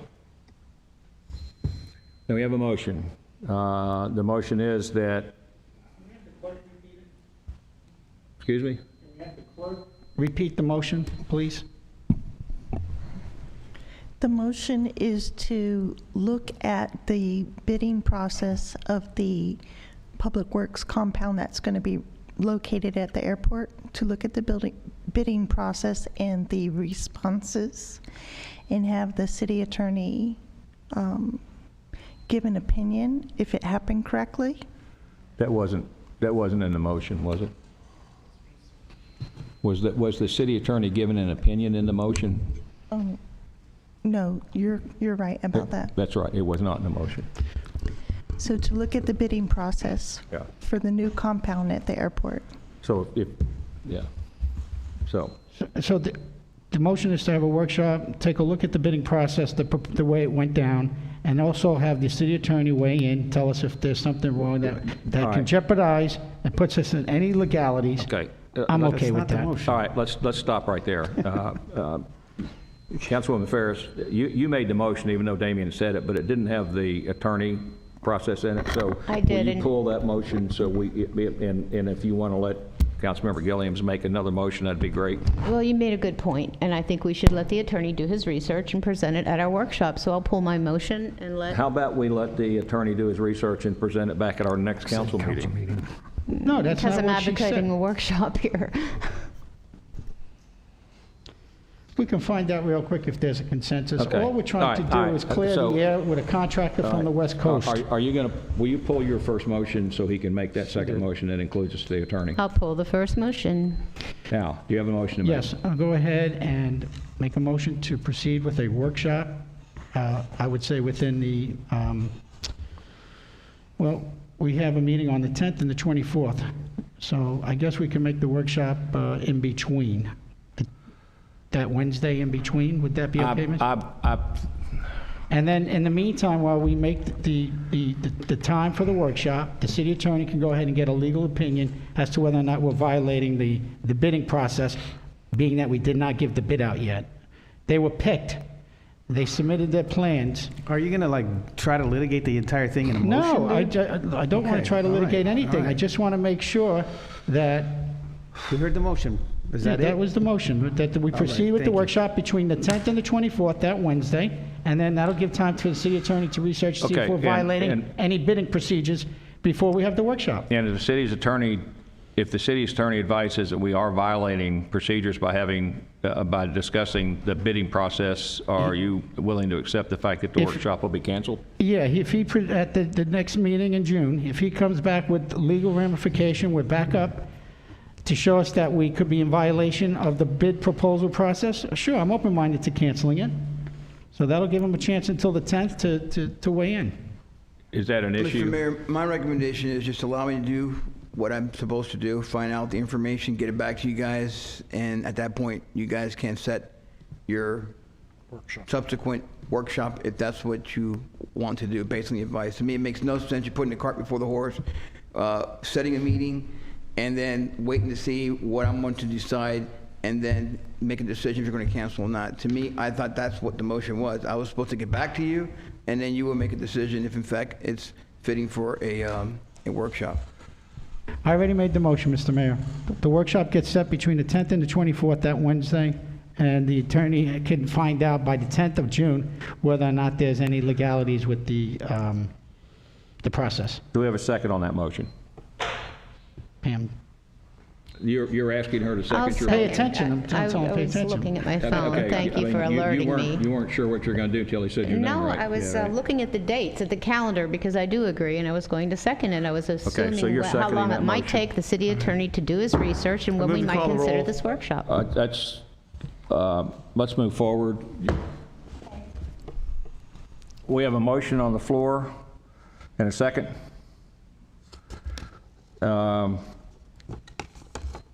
All in favor? Let's have a roll call on this one, please. Councilmember Paris, Yes. Mayor Dodd, No. Vice Mayor Motti, No. Councilmember Gilliams, No. Councilmember Hill. No. Motion fails. Yes. Okay, we're now into the city attorney matters. Nothing, Your Honor. Nothing, Mr. Mayor. City manager matters. Just to clarify an item that was brought up at the last meeting, when I misspoke and said I thought that the COVID-19 testing was open, I checked into it, and it's not open for the public unless you're symptomatic, have the fever or symptoms. They did open it up for first responders to be tested, but I did get and I believe I sent it to all of you, that Senator Mayfield put out a notice that at the Eastern Florida State College in Palm Bay, they are doing open testing for people that are 18 and over, and they just need to bring an ID, and they can test them there. I did send her staff assistant an email asking what we could do to get that testing here, and she's looking into it, and she said she would get back to me. Okay. That's all I have. City clerk? None? Okay, Councilmember Ferris. I wanted to point out section 66(1) that goes with our civility pledge, so that we can stop like resorting to calling each other names like rats, vermin, and stupid. And definition of the City Code of Ordinance, nothing that injures or endangers the comfort, repose, health, and safety of others, or offends decency. I just really appreciate maintaining civility while we're here, and peaceability, in the words of the Constitution. I think I may be considering, in respect to the magistrates' fact-finding orders, to rescind my vote on May 18th. But first, I'd like to see, and that would be in accordance with, is it 14.3? Yes. But first, I'd like to see the minutes, and the clerk told me she hasn't had the time to prepare them, so. Which item were you talking about? 14A3, oh, excuse me, 14A4. Okay. And in closing, I'd like to quote a favorite of mine, Eleanor Roosevelt. You'll like this. Do what you believe is right in your heart and mind. They'll criticize you anyway. Thank you. Okay. Would you have an issue if I asked the attorney to look at 14A4 and determine whether you can bring that back? Okay. Okay, because sometimes if there's action's been taken based on the vote, then you can't bring it back after a period of time. So do you have an issue with looking at that? No, sir. Okay, yeah, and then that way, when you get the minutes, he can be prepared to Thank you. I respond. appreciate always respecting the charter and obeying all the laws. Okay, yeah. Councilmember Gilliams. I had a question on that. Did you say May 18th, Pamela? It was the 19th. Okay. Yeah, there were a lot of dates. Got to get that right. Yeah, so let's get clarification on that. So that, And also,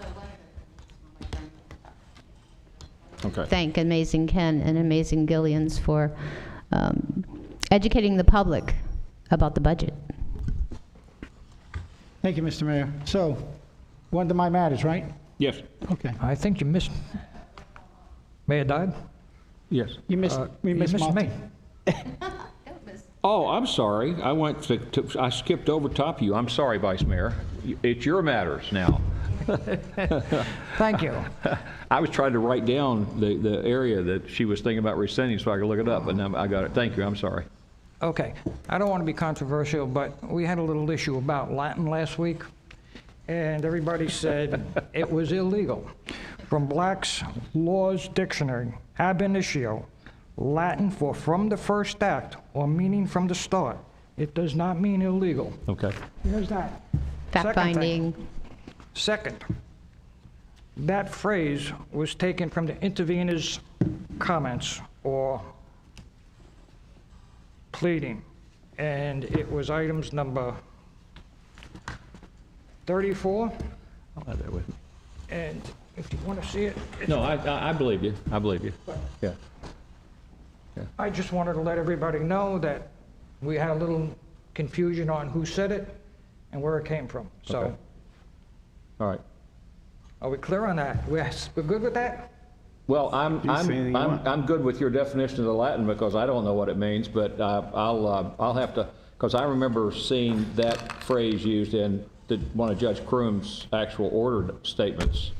I couldn't So- find it in Judge Coombs. I found it in the interveners. Yeah, though. I remember that and I don't have that information with me right now, but I remember seeing that in one of Judge Croom's order statements that she used that same Latin phrase. So, and it wouldn't surprise me if it was in the interveners because. Oh, it's right there. Yeah, wouldn't surprise me at all. I haven't read a whole lot of the intervener stuff. You know, that's like suing Bear Aspirin for getting sick, you know, so. But I just wanted Yeah, to clear up that's the fine. Latin. That's fine. And I've got a question for the city manager. Where do we stand on the comprehensive plan? So the consultant and Lisa have been working on it. At the next P&Z meeting, they're going to bring it up for them to comment on the steps of the comprehensive plan, get advice from them on what they'd like to see in it. It's part of one of the processes, so it's moving forward. All right. Do we have any idea when we will be ready to take a vote on that? I don't have the calendar in front of me, I apologize, but I can get you the updated schedule of the different meetings and the charrettes that have to take place for that. I'll get that back to you all. All right, thank you. I just don't have the calendar in front of me, I apologize. No problem. It's That in would the be works. that would be to everybody, right? You'll get back to everybody on that? Absolutely. Thank you. Absolutely. Okay. That's all I have. That's all? Okay, Councilmember Gilliams. Thank you, Mr. Sorry Mayor. for Thank you, Mr. Mayor. On the, maybe the city manager can update us on the variance that got canceled on the March 18th, the Scazzeri's. Tell us where we are with that, with his attorney. I saw an email yesterday, they withdrew their variance application and they're going to submit a different variance application for consideration. Oh, okay, good. Okay.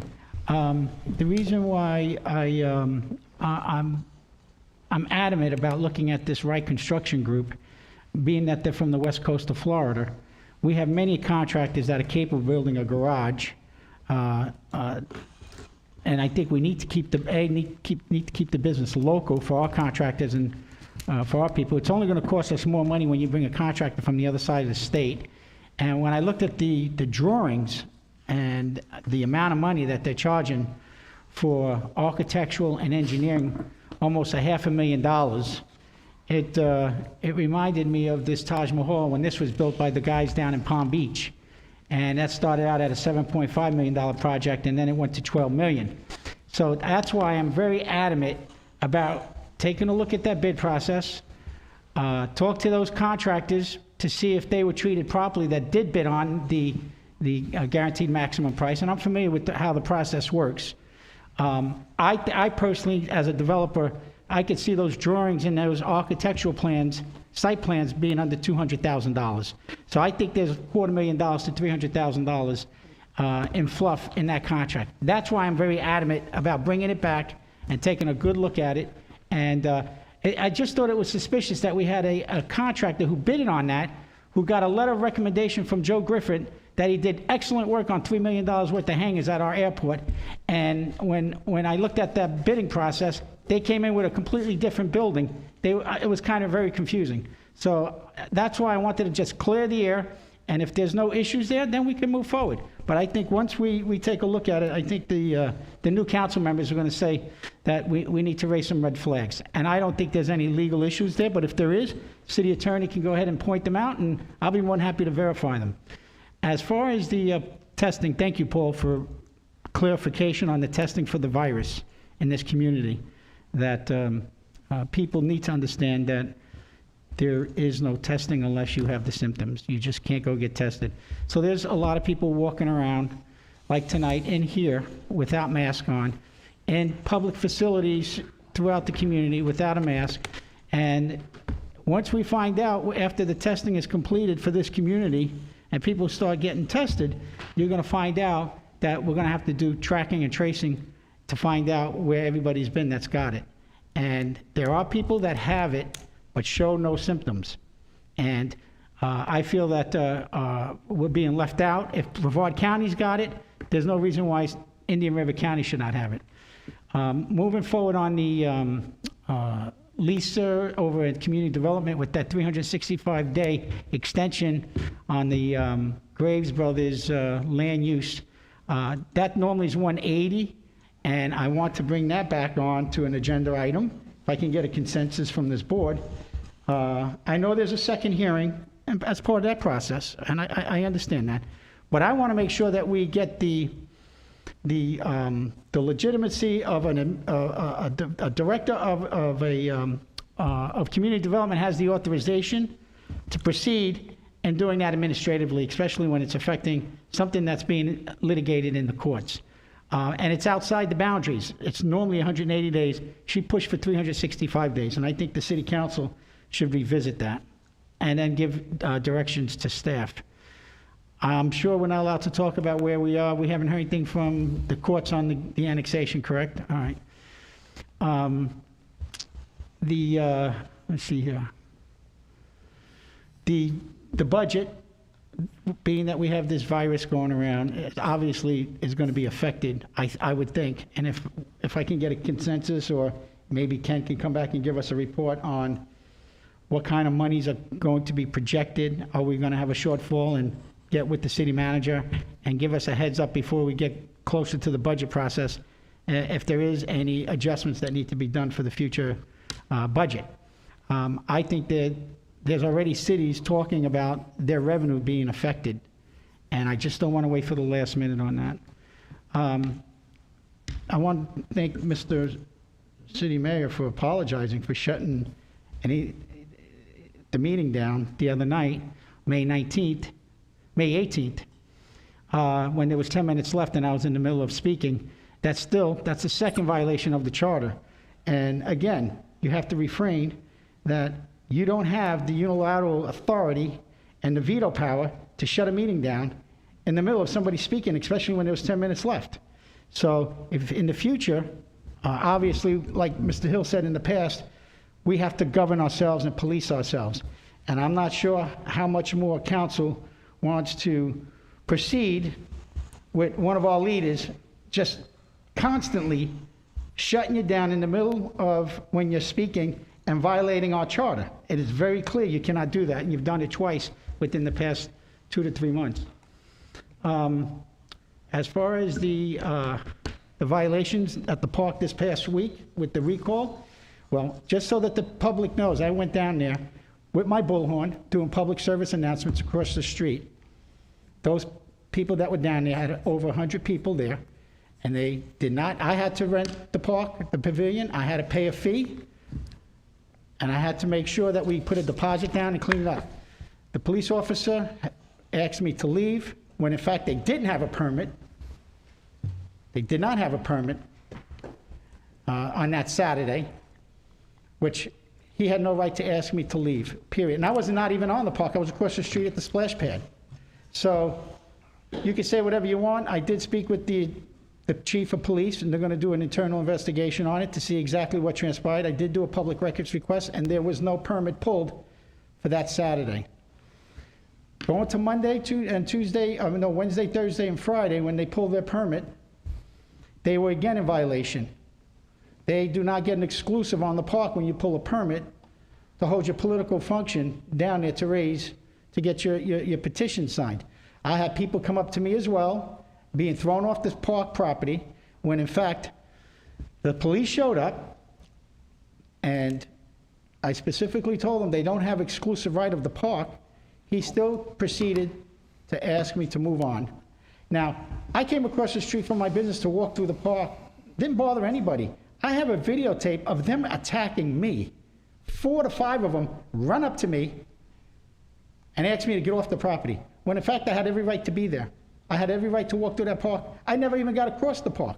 So in defense, there's a lot of lies and rumors that being pushed around, and our police department is going to investigate it, and I'm hoping that we can learn from it, because as the president of the Homeowners Association, I did get calls from people that got thrown off that property illegally because they didn't agree with what they were doing. They were just there, and they're there every day. So the facts will get out. Everything will get out. As far as the tennis courts, I see that's going to be coming down the pike. I just want to throw this out to the city manager. It's unique to have those tennis courts. I'm not sure if asphalting over them is the way to go.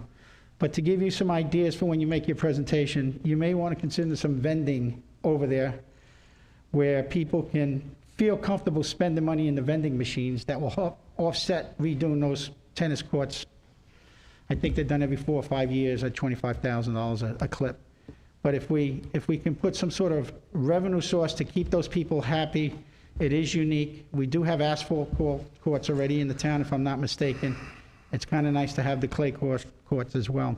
But if we can think outside the box, and the vending, that people might say, you know, especially T-shirts. You can put T-shirts in a vending machine, and they would say, you know what, if this is going to help maintain this, I'm going to buy a T-shirt, or I'm going to buy a hat. And, you know, in the long run, the money adds up.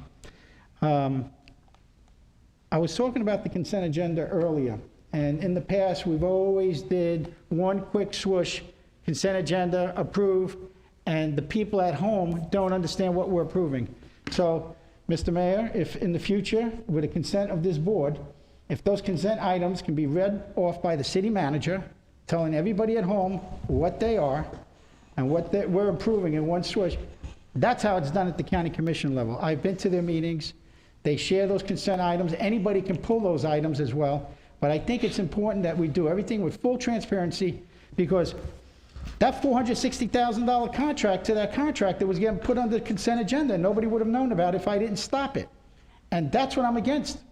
I ran on the platform, Mr. Mayor, of making sure we do full transparency on everything here. So in the end, Mr. Mayor, excuse me, council member, you're at 9:30. All right, I'll make a motion, we extend the meeting until 10 o'clock. I'll second it. All in favor? Aye. Opposed? No. I'm going to say no. It wins 3-2. I'm almost done. I got one item left. I know, but there's other people to talk. Go ahead. Okay.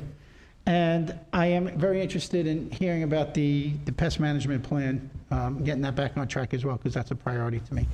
There are some other things that are priorities that we talked about. I understand there was the virus, and we all got sidetracked, and there was some disagreement on who and when can have meetings, and I think we got past that, and that was done not at our regular meetings, but that was done with special meetings. So the public needs to know that we cleared that up in the charter. It's very clear and very specific that we are to have meetings, and when a council member calls for a special meeting, they're entitled to it as long as it's done within 24 hours and it's done properly. I'll leave it at that. Thank you, Mr. Mayor. Mr. Hill. Civility. First, thank you. I appreciate the work you're doing, Mayor Dodd. You're doing a great job keeping these things together. Again, another meeting that lasted much longer than it needed to, but some people really do like to hear themselves talk. I also want to thank staff. You guys are doing an outstanding job all the way from the top. Ken Kilgore, you did a great job, as always, and we appreciate your annual award that you get for outstanding accounting. To let everyone know, there's been some issues. Some people have sent me some emails about the 4th of July celebration. It's not the city of Sebastian that wants to cancel the 4th of July celebration. It's very unfortunate for me. It's near and dear to my heart. It's one of my favorite days of the year in the city. Unfortunately, the governor's order essentially requires us to not have the 4th of July celebration. Now, it may adjust, but in order to have that celebration, it takes a great deal of planning and time. And unfortunately, we're up on that window and weren't able to get it done on the 4th of July. We will transfer that to a later date. It's already been determined. It's Labor Day. So I think, what is it? Labor Day, we're going to have it that weekend, the Saturday. So it's going to be outstanding. It's going to be a great day. I hope we have a parade. We will certainly do the fireworks. So 4th of July is still on the 4th of July. And I hope you all still celebrate America on the 4th of July, but we'll be celebrating as a city on Labor Day, that weekend rather. Also, the clay tennis courts, I've gotten a tremendous amount of emails on the clay tennis courts, and I understand the concerns and the consternation of the public. Anytime you have these types of amenities that maybe only a few people use and others don't, and you say, oh, well, why should we spend all that money on those clay tennis courts? Not that very many people use it, but then there's other people that would say, why are we spending all that money on Barber Street? I don't have any kids, and the kid, that doesn't generate revenues, and then so there's a whole bunch of different issues involved in it. I do look forward to finding ways to make it more revenue neutral if we are able to keep the clay courts, but we're early on in the discussions on this, and I look forward to seeing everything that the city manager proposes on that. But always my goal is to make sure that we have the amenities that all the citizens of this community need. Also, on a final note, for the mayor and the census people, the census, Mayor Dodd, you're doing a great job. It can be done by phone in English at 844-330-2020 or in Spanish at 844-468-2020. So it can be done over the phone. Sebastian's rocking. You guys are doing great. We're number 4 in the state of Florida, so I'm very proud of Sebastian. Thank you. Okay, I have just a couple of things that I kind of want to correct a little bit. As I heard under public input from a couple of different positions, that it sounds like we've used COVID-19 to kind of hide ourselves and not get anything done, and that's absolutely not true. City staff has continued to work on the comp plan. They've continued to work on other items. It has slowed us down because it slowed down our ability to get a lot of people into a room and talk about it. We will pick up on all these items and move forward. I think the meetings of all the various committees and boards will start again this month. We'll have to use Zoom in some cases on some of that, but they will start again this month. The future land use map, I've heard that talked about now from several different people. It was an administrative change to kick that date out. And anybody who questions why we pumped it out 365 days isn't really looking at the reality of the situation. The reality of the situation is that we cannot finalize that future land use map until we get out from under the 164 process with the county, because that land map becomes part of the 164 process with the county. And so if the court were to decide tomorrow that the court case is finished and we move into the 164 process with the county, that could be 3 months, 4 months, 5 months. We don't know how long that'll take. We have no idea. Hopefully we can get it done quicker than earlier. But to have extended that future land use map out for any less time than they did would have been disastrous from the city's perspective, as far as being able to negotiate that and work with it. I think it's kind of offensive to think that people believe that the staff is continually pulling stuff over their eyes and trying to hide stuff from them. They're not. I take offense every time people get up and talk about how this city is a bunch of disastrously bad guys that's trying to ruin the world for every city and for every citizen of the city, and it's absolutely not the truth. It's ridiculous that that's the case is being taken on that. I'm not even going to talk about the whole recall process in the park. I saw all the tapes on that. I'm trying to stay as neutral on that thing as I can. But I am going to talk about the threat that Mr. Gilliam just threw at me again about trying to remove me from the council and from the mayor's seat.